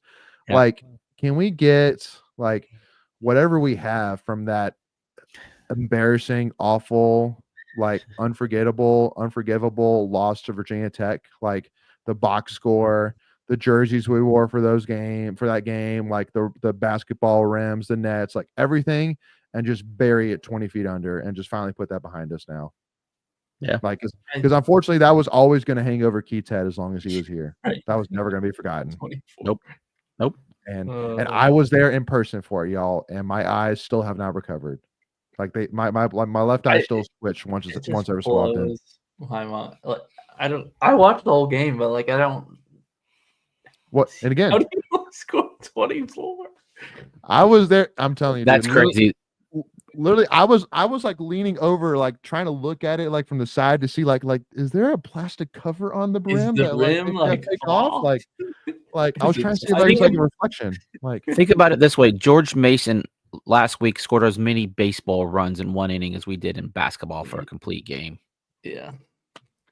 oh man. Now they only scored 23 runs in an inning, but the point is made. Yeah. Like, so that's the only thing. That's the last thing I ask is that that Gilio Novies, if y'all are watching this or listening to this, which you're probably not, but that's one ask I have is like whatever you can find, whatever you can get, go bury it for us, please. Like, let's put that behind us and never mention it ever again. So I think whoever gets hired, yeah, the first question from the media should be like, "Can you score more than 24 points?" Can you? Yeah. Will you Can you promise score no us less?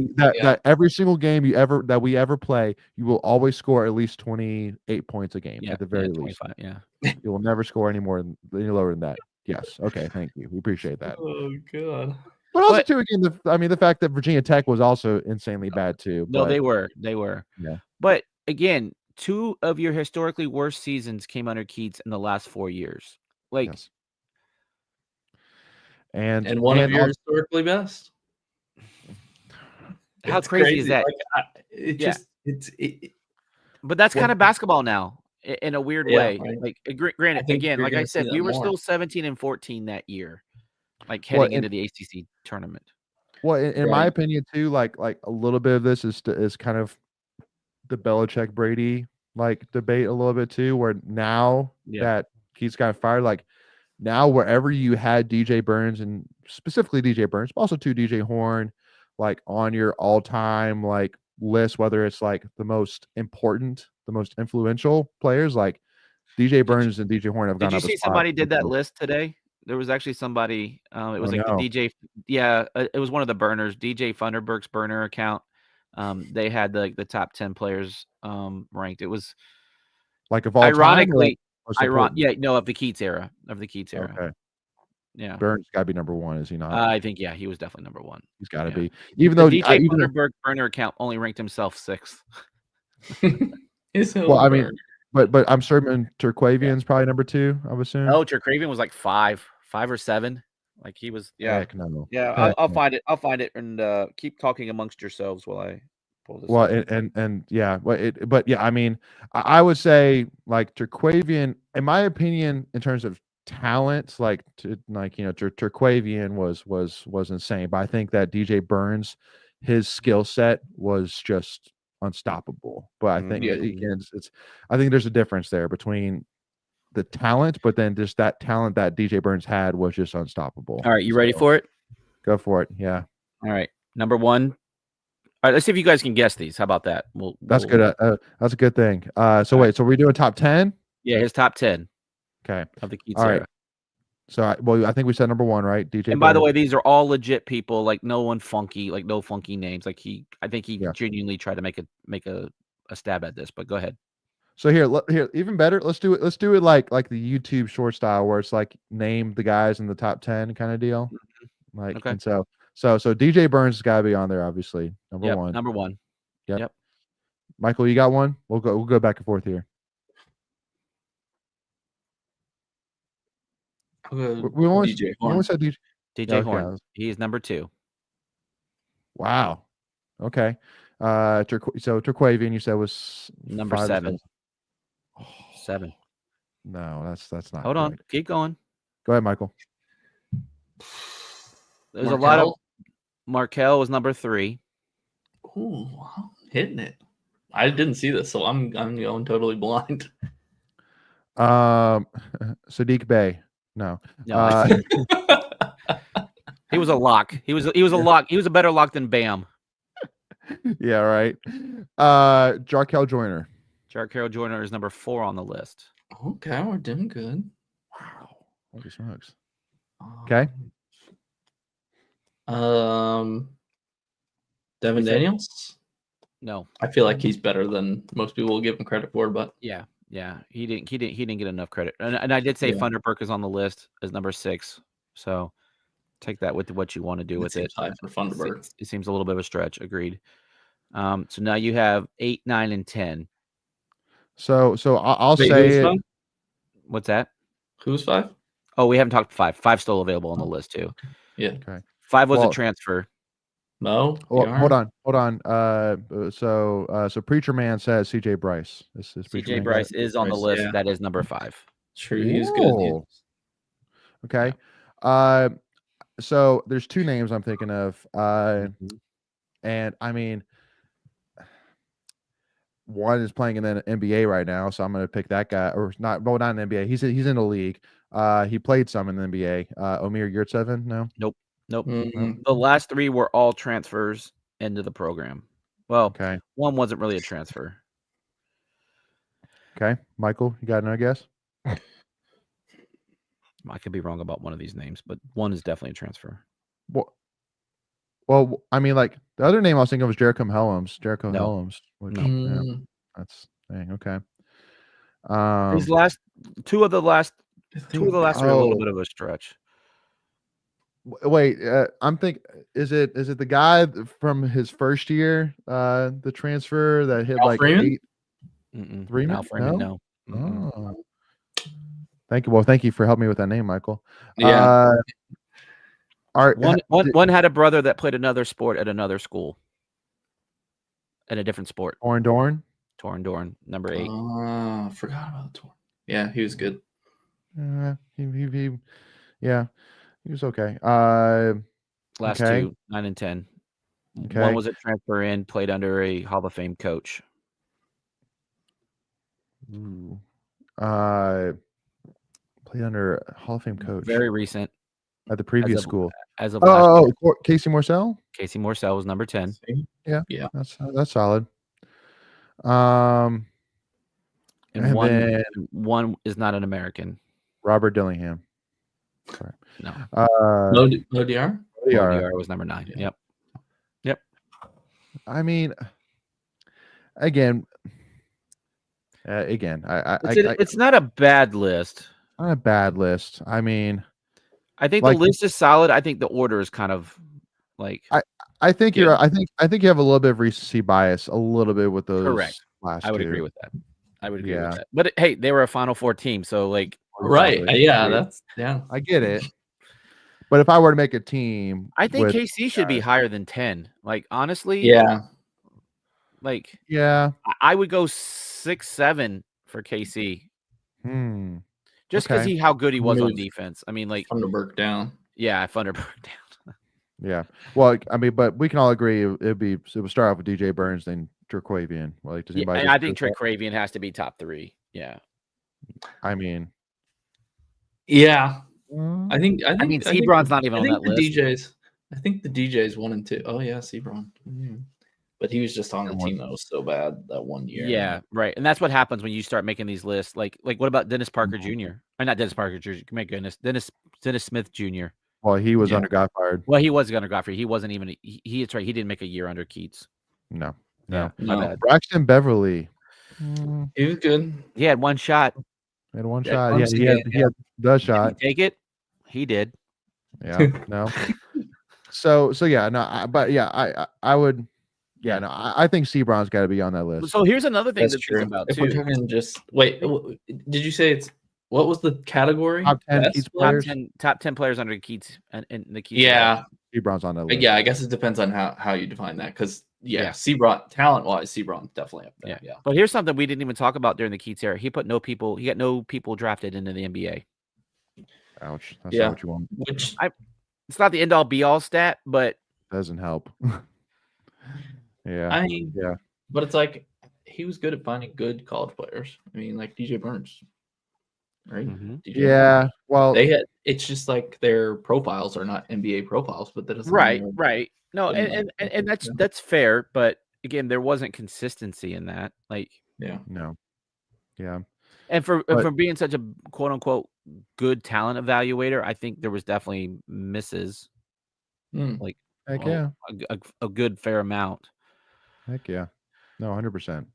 Anyway, now, so I mean, it's definitely not for a burner account. It's definitely not the worst list. I mean, no. Terquavian as low as he is was by far my biggest gripe, but especially too, like he was NC State through and through, like through and through, and again, like if I were to he could have left. Oh yeah, no, 100% easily. Oh, no doubt about it. He was freshman of the year too, wasn't he? Yes, for sure. Well, yeah, because he was the only reason why we won pretty much any games that season, for the most part. Besides Sebron, got to give Sebron his flowers for sure. Yeah. So, but yeah, I like Mo Diarra, like very solid player, definitely in that conversation for sure. But I'm okay with you putting Mo Diarra at 9 on that list. Like, yeah, he's in that conversation for sure. I just don't. If Depp he should have figured out how to use Mo Diarra way earlier than he did. Like, well, and again, if that's not Keatts' MO, then I don't know what is, man. Just like you had it, like Mo was hurt at the beginning of last year a little bit though, so I think they had to ease him back in. Michael, Mo Diarra did all that he did in the tournament. He didn't even eat all day. So Matt, you know, so like he was handicapped for all those games, and look what he did. Ramadan Mo. Yeah. But I mean, but Devin Daniels, is he in that conversation? Yeah, I think he would have been more in the conversation had he not torn his ACL. He tore his ACL, and he was on the team where COVID canceled the tournament. So that's 2 seasons where he had no postseason. Which wasn't he on that team that won 11 games? Like he was part of that team too, wasn't he? No, he already leave. He already left then. Yeah. Okay. Yeah. I think that was the year after he left. I think so too. The reason we were that bad. I think he was 1920, which was COVID, and then 2021, and that's when he tore his ACL. Yeah. I think he was better than people give him credit for, but he just there was no postseason really for him to do anything. I love Preacher Man. A list who didn't come to NC State under the Kevin Keatts era: Jalen LeCue, Isaiah Miranda, Josh Hall, Robert Dillingham. Hey, Miranda was here. Yeah, Miranda was here for like a minute. Half a minute. That was a weird one. Oh, and who was that one kid? The Kentucky transfer. Bam. The guy. Not Bam. Oh, Dillingham on here. Dillingham. That's Kentucky. No. The transfer forward guy that transferred here. He redshirted and then he left. Yeah. Sasha Jones. Sasha. Yeah, Sasha. Jones. Yep, Sasha. Yeah. That's also another guy that's on that should be on that list because he was. Well, Dillingham didn't transfer to. I said that wrong. He didn't transfer. He just decommitted and went there. Yeah, I know. I still remember where I was when I watched Dillingham commit to, man. I was so excited. Bam was Gottfried though, wasn't he? Yeah, he was. We tried to pair him up with Dennis Smith Jr. Yeah, man, that would have been good. That would would have been good. Well, hold on. That team was extremely talented. Yeah, on paper, period. Yeah. But it was a bunch of square pieces on a circle puzzle. Like that's the problem with it. They just were not meshing. Oh, that seems to sum up NC State. Mm-hmm. If I had a nickel for every time I could use that metaphor, we should get a T-shirt made with that. Yeah, no, 100%. So anyway, all right. So let's wrap this thing. So Michael, any final thoughts here, man? Anything we didn't mention or anything you want to highlight before we wrap it up here, man? I mean, it's an exciting time for the wrong reasons, but it's exciting. Coaching search. Is exciting. We haven't had one in 8 years. Do we feel optimistic? Yes. I think so. I do. I mean, you have to. I think. I mean, we are NC State fans, so do we feel optimistic? That's what we had. That's all we. Most of the time, that's all we got. Just optimism. This is gonna be it. Yeah. And especially too because I think that and the last thing I was talking about is a little bit of football. Kind of looking at the athletic department overall. Mm-hmm. Is that my hope is that last year was basically an overly fat filled, not like in terms of fat, like actual fat, but fat in terms of good meat, but it just doesn't fit us. Let's just get rid of it. Let's get it down to just the prime part of the meat. And my hope is that now that you've really highlighted now with CJ Bailey, you're really highlighted right now with Hollywood Smothers, with Noah Rogers, with Justin Jolie, with a new, defensive system, that now is where you really start to see all that work that was done during last season's transfer portal in terms of with all the money to go get these guys. This will hopefully be the year where that pays off. And if it doesn't pay off, then we'll have another conversation for Bucor again to consider. But yeah, I mean, that's kind of my big hope for football this year, because I think that's kind of my one big question for athletic program right now is, can football pay off? Get back to can football meet expectations? So has anyone watched any of the videos that football has dropped during the last couple weeks? Did you see CJ Bailey changed his number? No. Yeah, he's number 11. Number 11 now, yeah. A lot of guys changed their number, I think. I think Hollywood's number 3 now, which is okay. 20 last year. Yeah. Interesting with CJ, because 11, is there any I don't think NC State football perspective, 11 doesn't really. Yeah, 11 doesn't. 11 Peyton Wilson was 11, right? Oh, yeah. From an offensive, yes. Yeah, but on offense, no, I don't think so. But so wait, hold on. But if he is 11, since it's honored, won't he still have to wear the patch, even because it's 11? I would assume so. I don't know. Maybe. I would assume just because he's offense doesn't mean that he doesn't wear the patch. I would assume. I would hope so. He's still 11. I guess we'll find out. We will find out. That would be kind of interesting that he would. But did we honor his number, or did we just put him in the Ring of Honor? Because I think there's guys that are in the Ring of Honor that don't have their numbers honored. I would assume if his name is up in Carter Finley Stadium, that's That's the full on. But I mean, I Yeah. could be wrong. I don't know. So I guess we'll find out. We'll find out. Yeah. we'll find He looks out. bigger. He does look a little bit bigger. Yeah, he definitely looks Oh. bigger. I thought. If he didn't gain some mass this offseason, then Yeah. there will be a lot of What are we easy doing? questions to be Yeah. answered. Like, okay, y'all don't have it, but no, obviously, in Antonio Burnett we trust, no doubt about it. Yeah, So for sure. and then One also thing we too had- is Oh, go ahead. go ahead. No, I said one thing we haven't mentioned is the App State game's back. That happened Yeah. last week. It's back for now. Yeah, no, it's back for now, and now. ECU fans are giving us all kinds of crap for it, Yeah. but I don't care, whatever. Yeah, whatever. So, But I yeah. am excited to go out there for a game. Like, for sure. it looks fun. Yeah.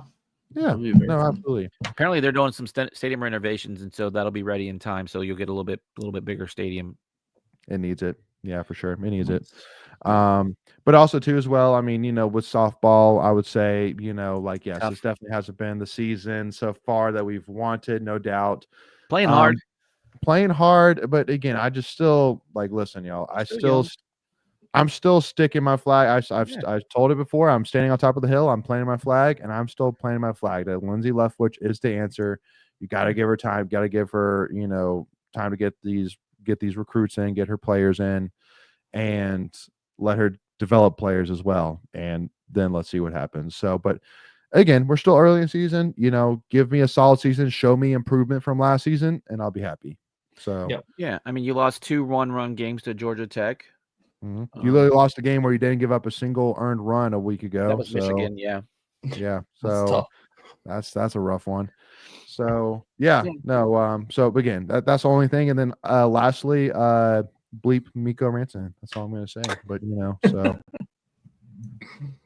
Hey, if Yeah. you bought their jersey, you're getting refunds. So well, and honestly, like that's so the right thing to do. It's Oh, it's yeah. it's not even Yeah. funny. Like, and because there was probably a lot of them. Because again, a lot of fans like You just myself are assumed. like he's the future of the franchise now. I mean, that's what you're assuming. So Did you see what Rob Brandamore said about him today or yesterday or whatever it was? Like, that was And pretty telling.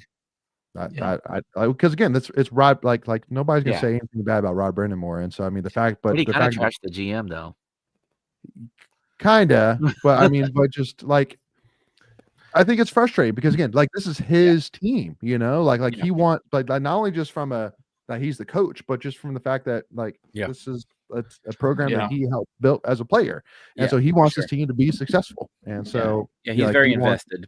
He's very invested. He But- wants the right moves to be made. So I mean, it doesn't matter what sport. Like, if you got somebody that doesn't want to be there, like, it doesn't matter how talented they are. I mean, your team's going to be better off without them. well, and if any football team has an opportunity to get a Josh Allen on their football team, you're going to give it a shot Right. and see You if got it to at can least work. try. Like Yeah. you got to try. So Agreed. so. And then also shout out to my women's gymnastics. Yeah. I mean, Nice day of senior day. continuing to ball out. Had a heck of a senior day. Get another 197 score. Just got a 196.675 at Texas. And so again, just and also too shout out to my girl Chloe Negretti. Like lock it in, top 5, if not probably top 3 NC State gymnast of all time.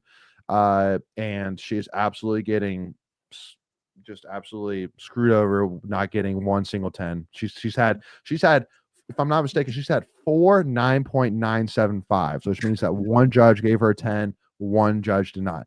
4 different times this season that's happened, and she's never got a 10 in her career. But yeah, in the SEC, you can have a wobble or you can have a full-on plant and judges will still give them a 10. Like it's just insane. It pisses me off. Give her flowers, give her the daggone 10 already. It's just insane. So anyway, all right, we've been at That's subjective. it is. Yeah. And that's the frustrating part. It's like listen, there's a clear bias here. Like there's no even like it could be, maybe no. There's a bias. It is clear as day. And you can't argue it. Simple as that. So Greg, any final thoughts from you, man?